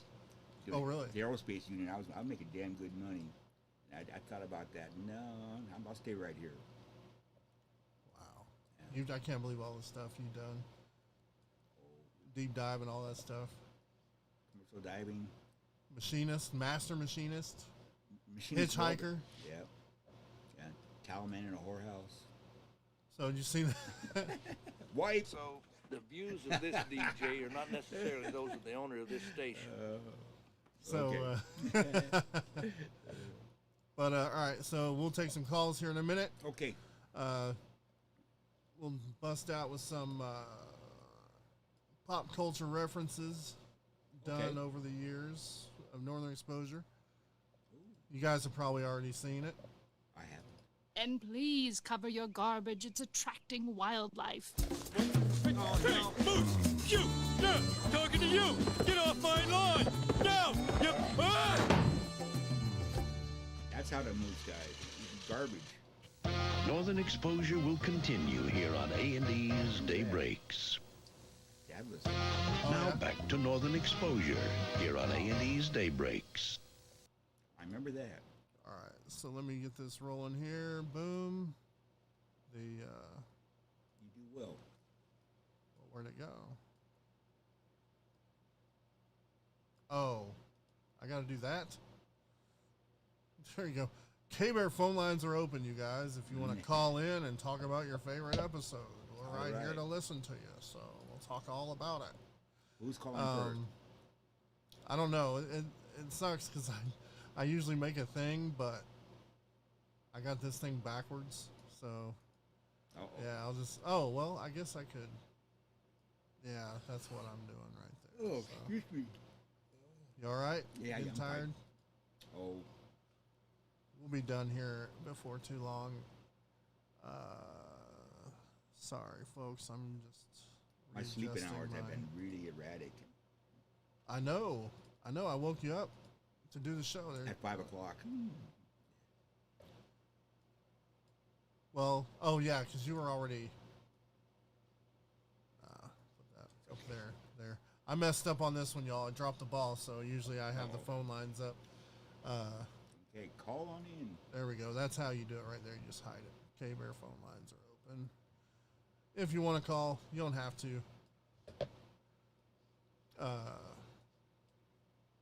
So, yeah, that was a cool interview. I hope DB comes by and visits sometime. Yes. And we need to go to San Antonio anyway. You've been in Texas for a couple of years and still haven't been out there. So, This COVID thing hit. I like what Dennis said. COVID jail. yeah. So, this is another one of my favorite clips right here.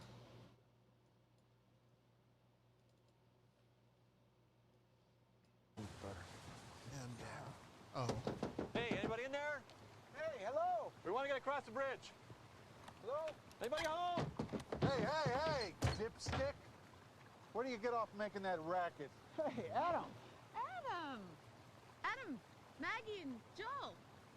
Look, I don't know what kind of hallucinogenic tubers you hopheads have been sucking on, but my name is not Adam, okay? It's Gustav. Now get out of here. Oh, come on. What are you talking about, Gustav? Tell you one thing, okay? CIA, covert operations, it's already more than you need to know. Now beat it.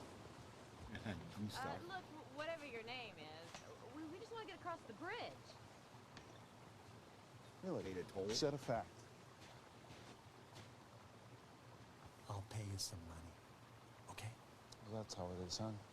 You just throw money at a problem, it goes away, huh? Let me tell you something, pal.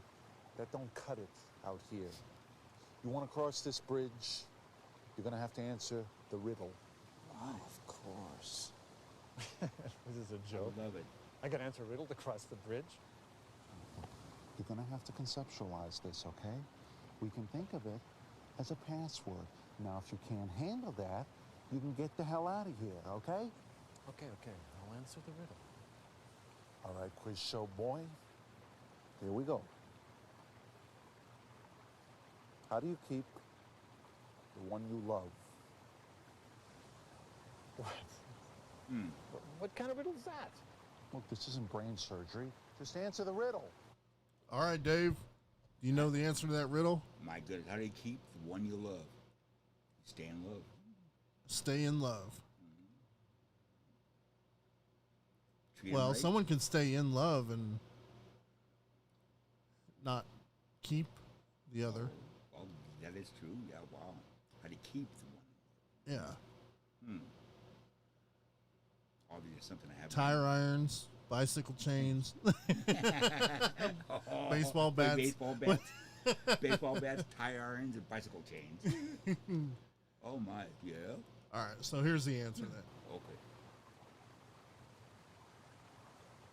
Dozen roses, box of chocolates. Ram. What? Dominoes. No, listen. I gotta get across the river. Don't get frostbite on your way out, right if you get pelts. Okay. Ooh, you're still here. Okay. How do you keep the one you love?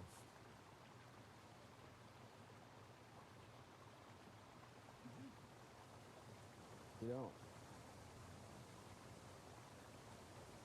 You don't? Love is selfless, non-possessive. If you truly love somebody, then you have no desire to possess them. You don't keep them.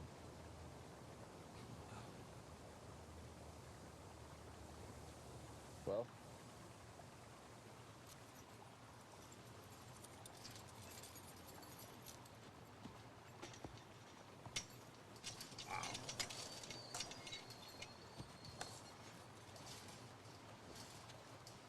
Think you're gonna find something out there, huh? Not as easy as you think. Yeah. Wow, that was cool. That's all part of Fleischman's evolution, man. Wow, that's big. I don't know if he would have given the same answer. No, he wouldn't have. In the beginning episodes, Yeah, you know. 5 years earlier? No, he wouldn't have. So. At the beginning of his residency? Yeah, I was just thinking. I meant to tell Dennis Brown earlier, like, you know, because people don't believe like he talks to Josh or whatever. Yeah. He did tell me. He messaged me about John Falsey being sick. Oh.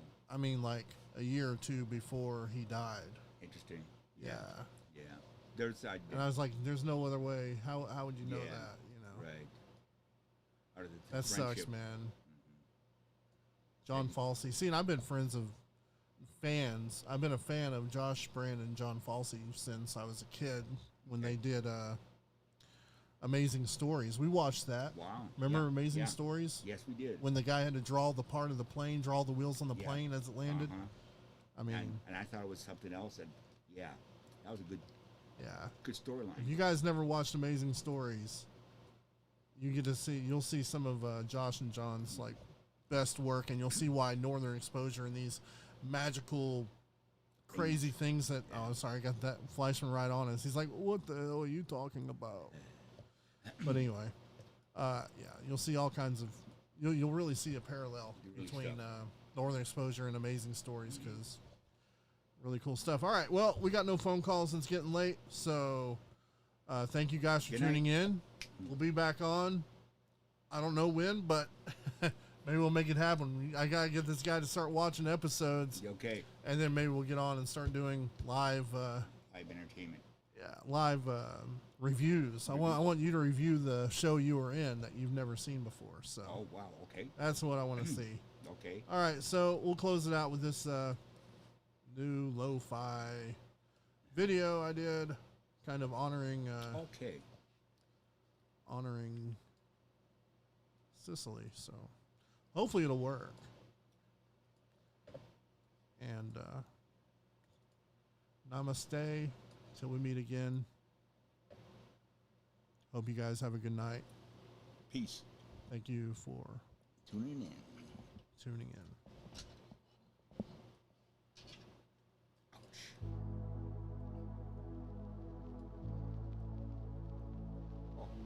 Sugar Plum Flurry? Say what?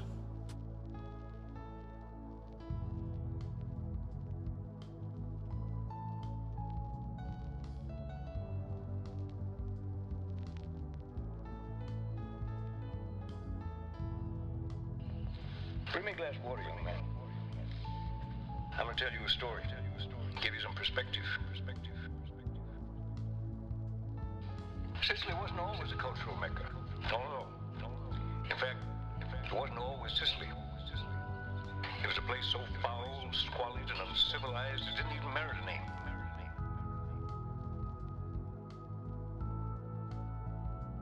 Back then, the town and myself were going in the same direction. Nowhere.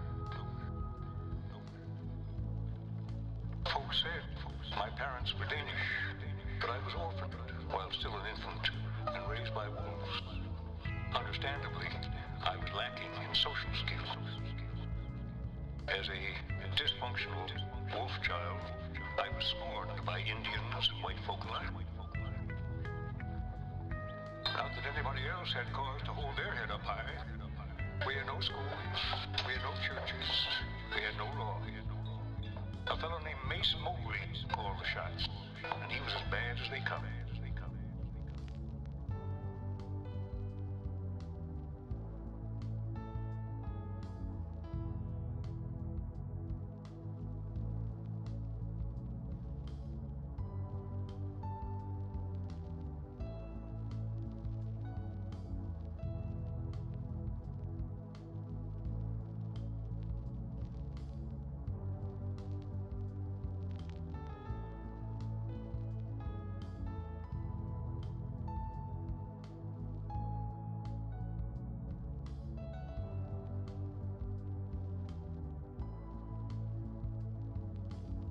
Mace and his man Kid had our town intimidated all right. No one had the courage, the moral fortitude to stand up to them.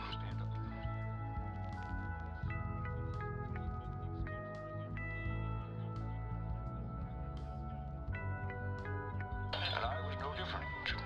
My low self-image, like everyone else's, kept me in a state of passive resignation. One person, a missionary woman from St. Louis, was trying to impact positively on the town. But so far, she hadn't made as much as a dent in all that despair.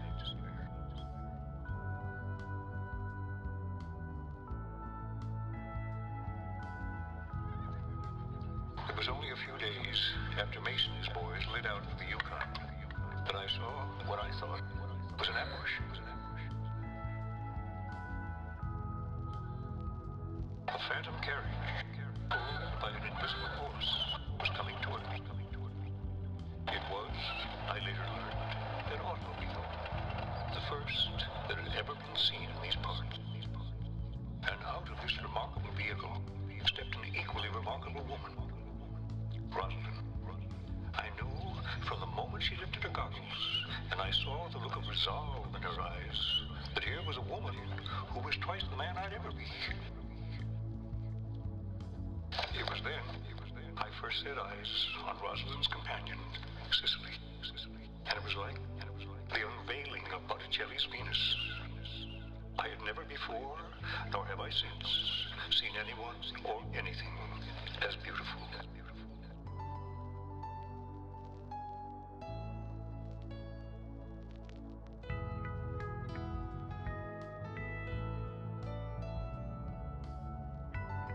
It's been said, Rosalind and Sicily came to town to escape a like-building society, but it was much more than that. Much more. They had a grand purpose in mind, a vision. See, Sicily and Rosalind dreamed of creating a utopian society. Colony of freethinkers, of artists. First thing they needed was a place to gather communally, a performance space. What they call in Parisian society, a salon.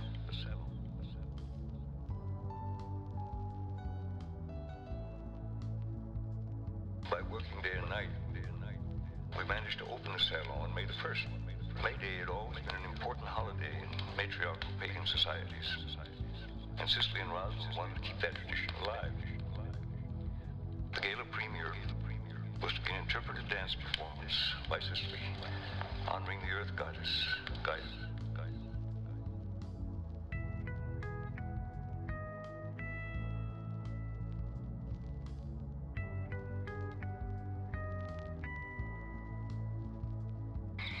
my feelings to myself became increasingly difficult as I spent many hours alone with Cicely. You see, she'd generously taken it upon herself to provide me with an education.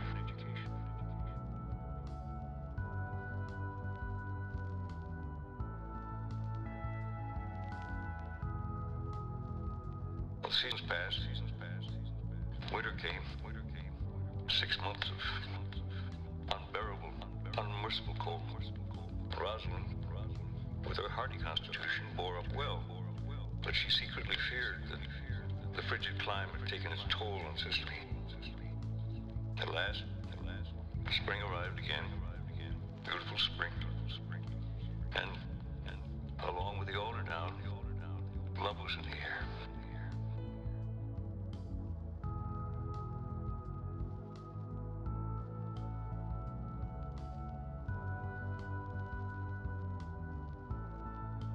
Cicely's illness was bad enough, but on top of that, there was the nagging thought that the move here had caused it, that Rosalind's dream of an artist's utopia was responsible. Well, that was just more than she could bear.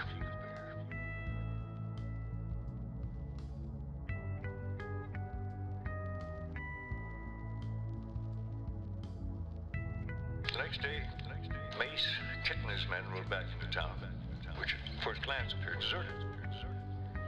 Naturally suspicious, he sent one of his thugs around the side to reconnoiter. Mace didn't realize, though, that Rosalind already outmaneuvered him. Using the strategy that had worked so well for Hannibal at the Battle of Cannae, she had completely encircled his forces. Although the townspeople were not trained marksmen, they enjoyed both the element of surprise and numerical superiority.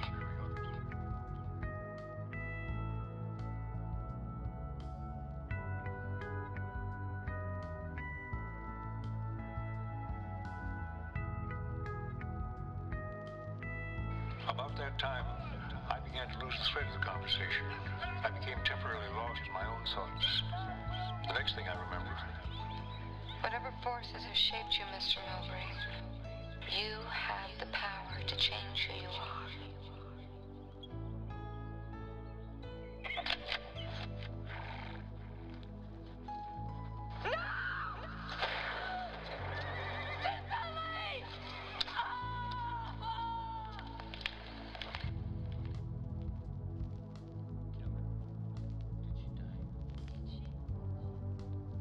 You know, I always associate the scent of crowberries with that woman. They covered the hillsides. I could smell them in the air.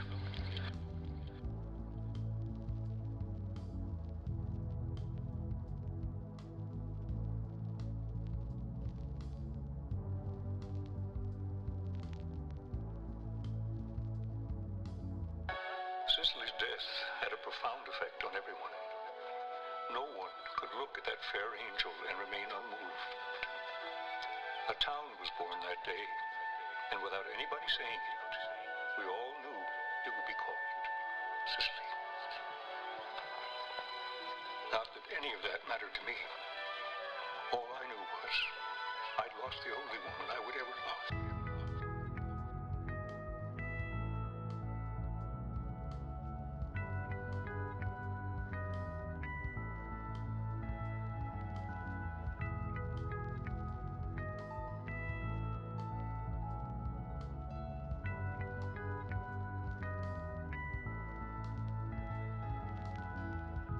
Let me tell you something, young man. One person can have a profound effect on another.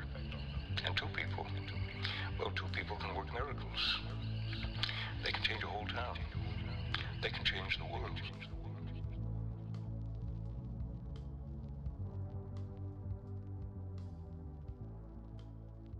They can change the world.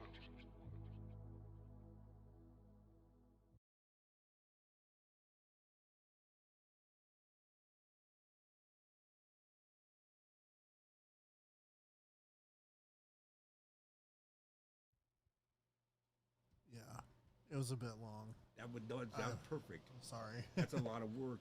That's a lot of work, and It took 3 days. that was heartfelt. That's first you got to come up with a concept in your mind.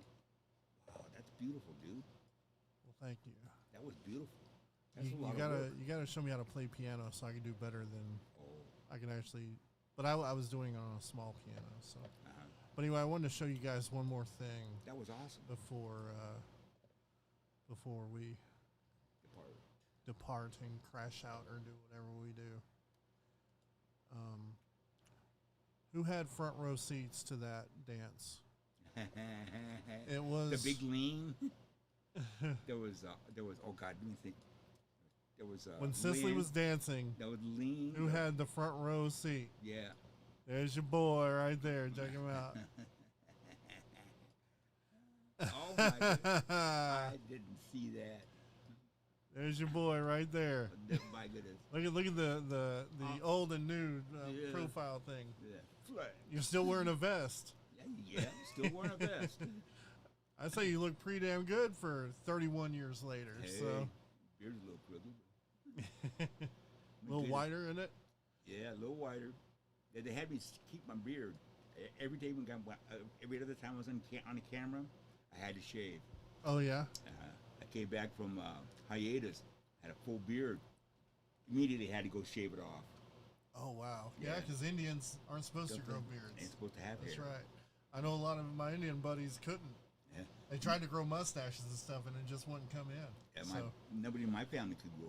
but do yeah, anything like this. we'll definitely have to talk about that later. Okay. Because you had front row seats to that. Yeah. You Cicely, the Cicely episode won an Emmy, right? Yes, so it did. Yeah. We definitely need to talk about that. I forgot all about this. Sorry that stuff was so long. I mean, that's the problem I had with it. But it's lo-fi. So you Yes. chill for 10 minutes. You Right. know what I mean? Yeah, that was Anyways. awesome. That was an honor to sit here and listen and watch that. Well, you guys have a good night. Good night, We're out of everyone. here.